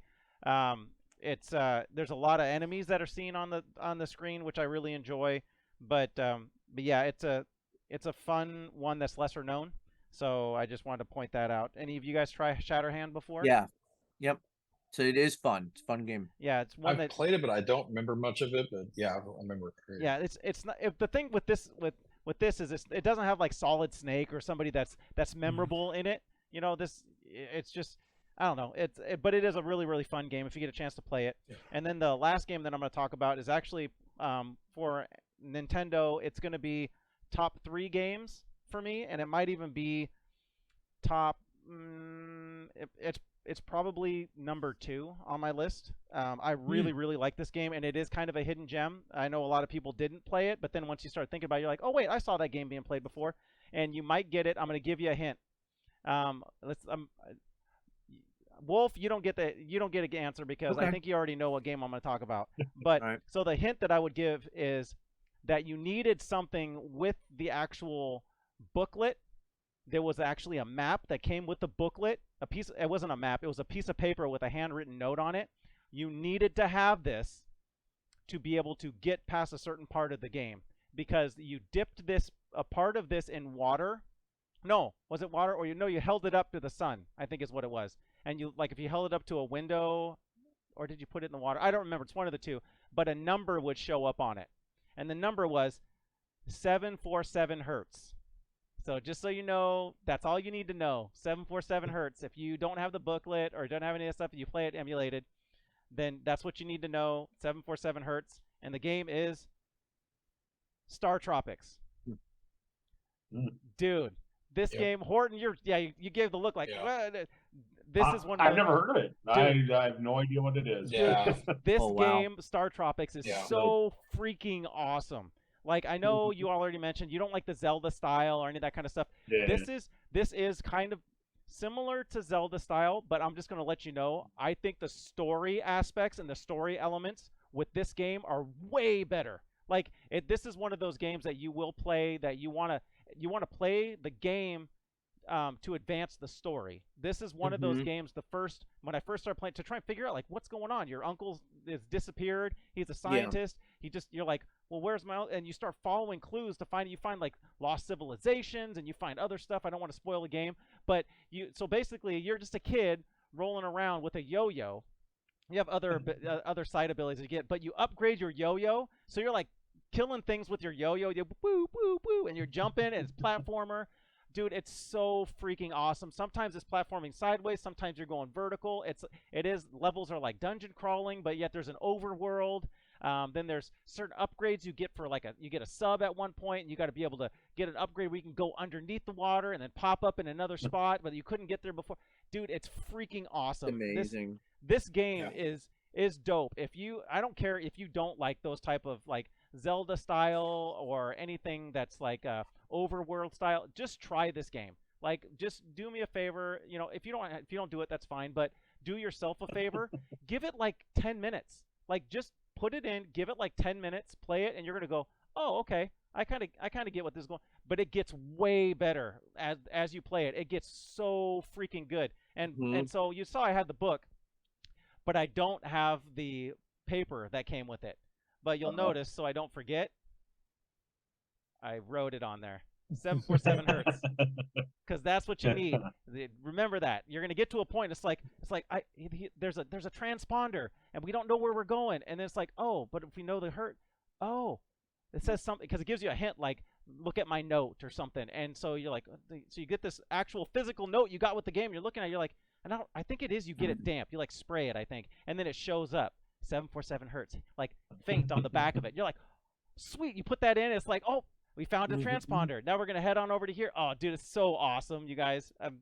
Yeah, I get hyped when I start talking about this game. I love playing this game. I'll play it over and over again, kind of like Banjo-Kazooie, because the story is so good. And Star Tropics 2 is really good as well, Zoda's Revenge, but it's not what Not this game one. is. This One game is is better. amazing. Yeah. So, anyways, that's all I got. That's it. Oh, that was awesome. Yeah, I remember I didn't play the game, but my friend Jeremy had it, and I would go over to his house and I would just watch him play that game. Yeah. Because like you said, the storyline was interesting in it, but it wasn't my thing. And like he tried to show me, and I just couldn't figure it out or whatever. But I was like, dude, I'll watch you play, because like this is interesting. Like, and it's a good game when it's like you don't have to play to enjoy the game. You just watch it, and that's definitely. I remember that game specifically. As soon as you showed the label, that like boom just popped back. I was like, "Yep, Jeremy's house." That's it. That was the first game that I teared up after I beat the game. It sounds nerdy. That was the first game I teared up after I beat the game, because you know what it did? It actually gave like a really nice. There was a nice music that was at the end, and if you've ever been there, you know the music. It's playing in your head right now. So soothing, but yet adventure based, and it's giving you like higher res flashbacks of points in the game, like things where it's like a shot of you throwing your yo-yo, and you're like and it's like battling a boss, and so it's showing, and it's like a different angle and a better view of it, and you're just like, oh, that was awesome. And then it's like you saving these people in this area and them being thankful, and it's giving you it's so good, dude. That game, Amazing. It gives me goosebumps just thinking about how awesome that game is. It's so good. Star Tropics. That's a gem. Oh, for sure. All right, we're to that point. It's because Horton's turned into a pumpkin, and we're going to do a second episode anyways. So this is the point where we're going to talk about the collectability of the system, and it's based upon the few things, the availability and cost of the system and the peripherals, the availability and cost of the games, and then just the fun factor, right? The fun factor, how well do the games hold up, and are you going to play them today? So I'll start myself, because that's normally how we do it, right? I think I start off just to give an example. So I will say for Nintendo, as far as Nintendo systems go, and as far as collectible game systems, I'm going to give this one a straight A. And I would even be more towards shifting to A+, because it does have a very good aftermarket. So some of these games that Wolf talked about, that's super expensive to try and find the legit, authentic games, you can, of course, there's other ways to get around it. You got emulation, but they've also cloned carts. So if you want an actual physical copy of like Little Samson or whatever, I'm sure you could find one that's relatively inexpensive if you just want to play the game. The system is like a bomb shelter. The systems are pretty much bulletproof. The cartridges are pretty much bulletproof. Really easy to clean up when you have a problem. You get a security bit, you can open it up. It's just got a little chip inside the game. You can use some AP on it, and you just and you're good to go. So again, I'm gonna say A, because of a lot of the games. Yeah, graphically they might not hold up so well, but they are super fun, and the graphics aren't so bad that they're gonna pull you out of not wanting to play it.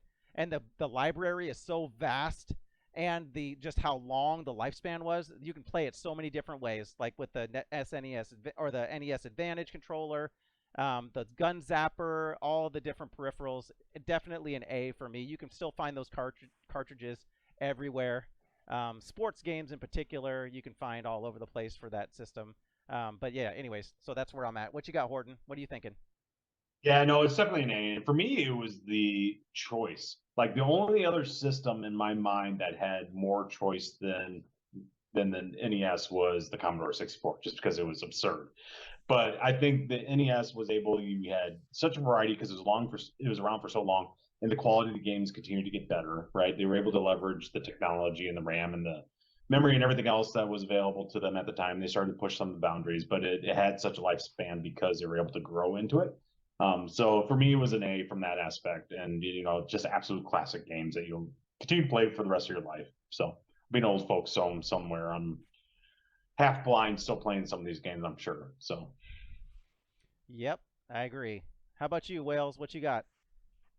I would also give it an A. I wouldn't go down to an A minus, but I probably just keep it an A. And the reason I do A minus is because there are some of the games that are just so difficult to do, and just to get halfway through a game, it's very, very difficult. But when you think about the different options, the availability of this stuff, they're not ridiculously expensive.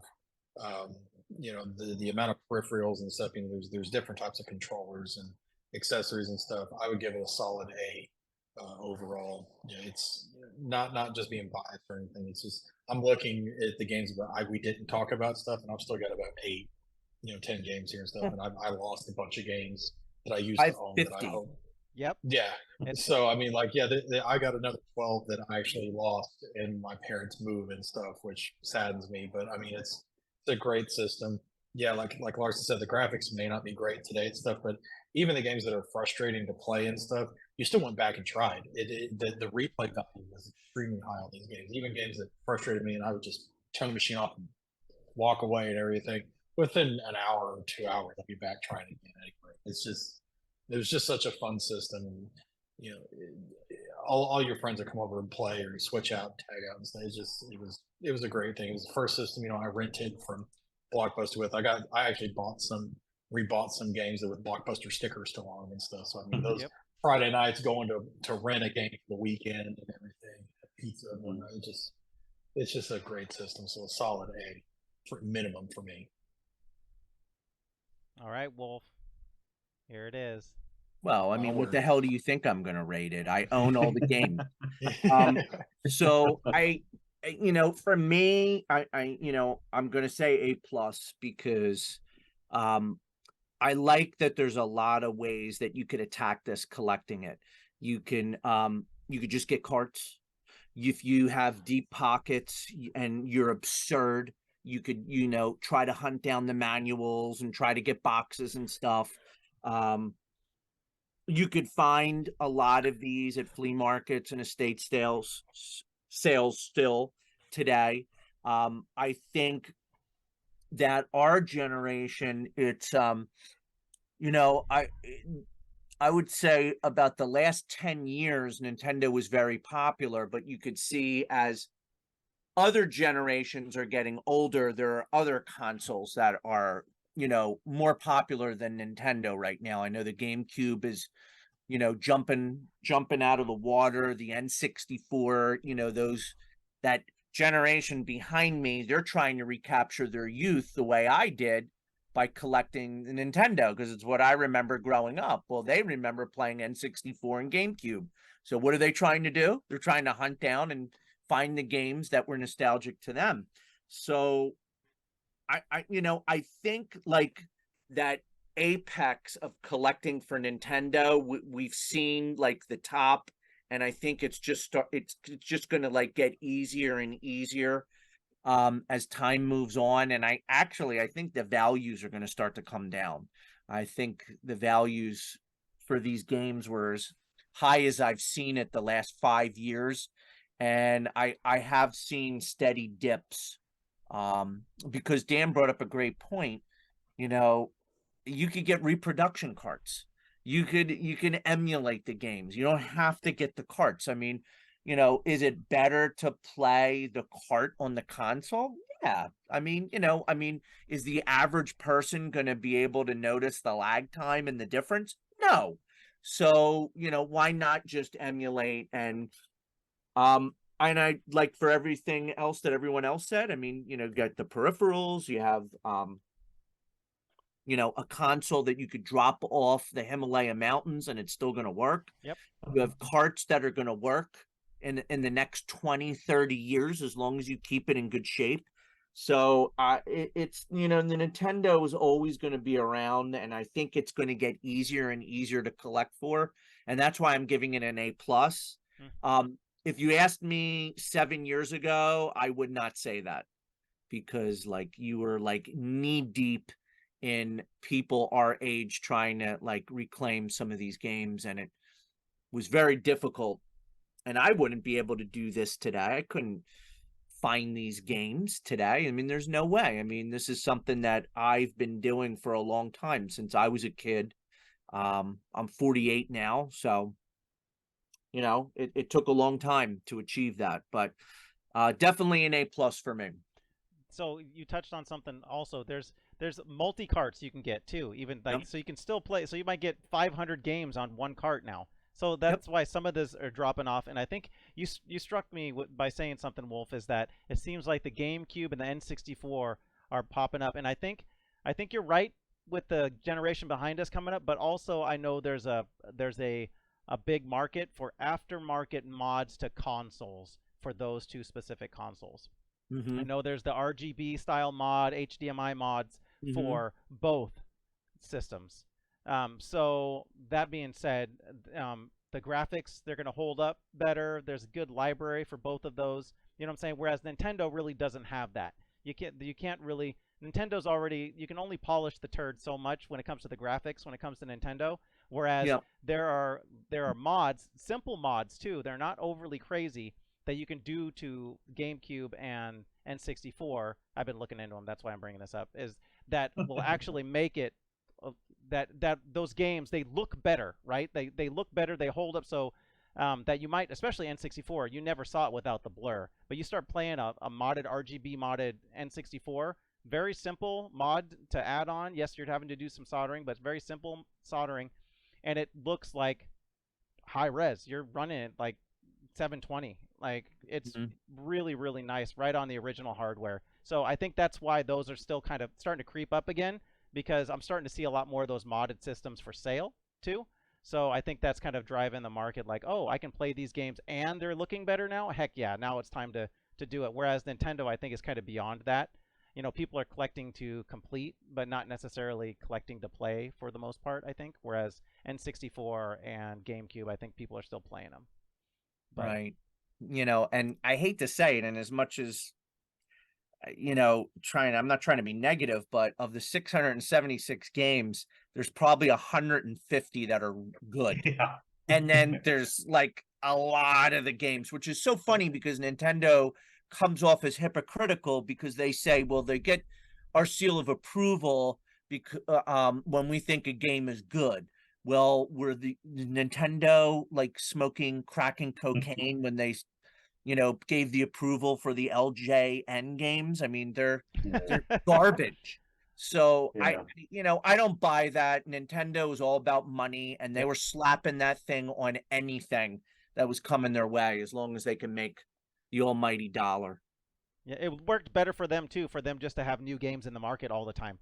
Sure. It didn't matter if it was good or bad. It's like, look, we have these 30 games that just came out within the last 2 months. Yeah, but 20 of them were stinkers, you know? Yeah. So a lot but Nintendo. Yeah. Nintendo don't play. So anyways, yeah, so this was a lot of fun, you guys. This is a good intro episode to the Nintendo console, Nintendo Entertainment System. Thanks to my boy Ryan Horton in Wales, and of course Wolf for hanging out with us. I really appreciate it. Yeah, we'll get another one of these done over the, in the next couple of months. We'll do another supplemental, and we'll have some more people on. Maybe we'll do another roundtable, and we'll talk about some of these other games that might have been missed. Please, again, leave it in the chat, whatever. Make a comment on something that we missed, something that you might want to listen to or have us look at next time. And yeah, and anybody else have anything to say? Yes. Tune in to Dan Larson's YouTube channel, Dantron69K. He puts out good shit, and he's always putting out stuff too. And matter of fact, I just bought, he's got a merch line, and I just bought a what did I buy? A hat, an old school retro game hat, which is really cool. So he's got a lot of neat things, and we want to try to get Dan to 1,000 subscribers so we could do lives and stuff. That would be so cool. But we appreciate the support, and we have a small following of people that watch this. I mean, if you get a couple ideas on games to try on your system, or try emulating it, who knows, maybe you'll get find a new game or two, to add to your favorites. And that's the whole point of this, and giving you an idea of like market value, prices, and is this, a hobby that you could get into. For sure. All right, you guys. Well, again, until next time, thanks again, guys, for hanging out. Later. Have a good one.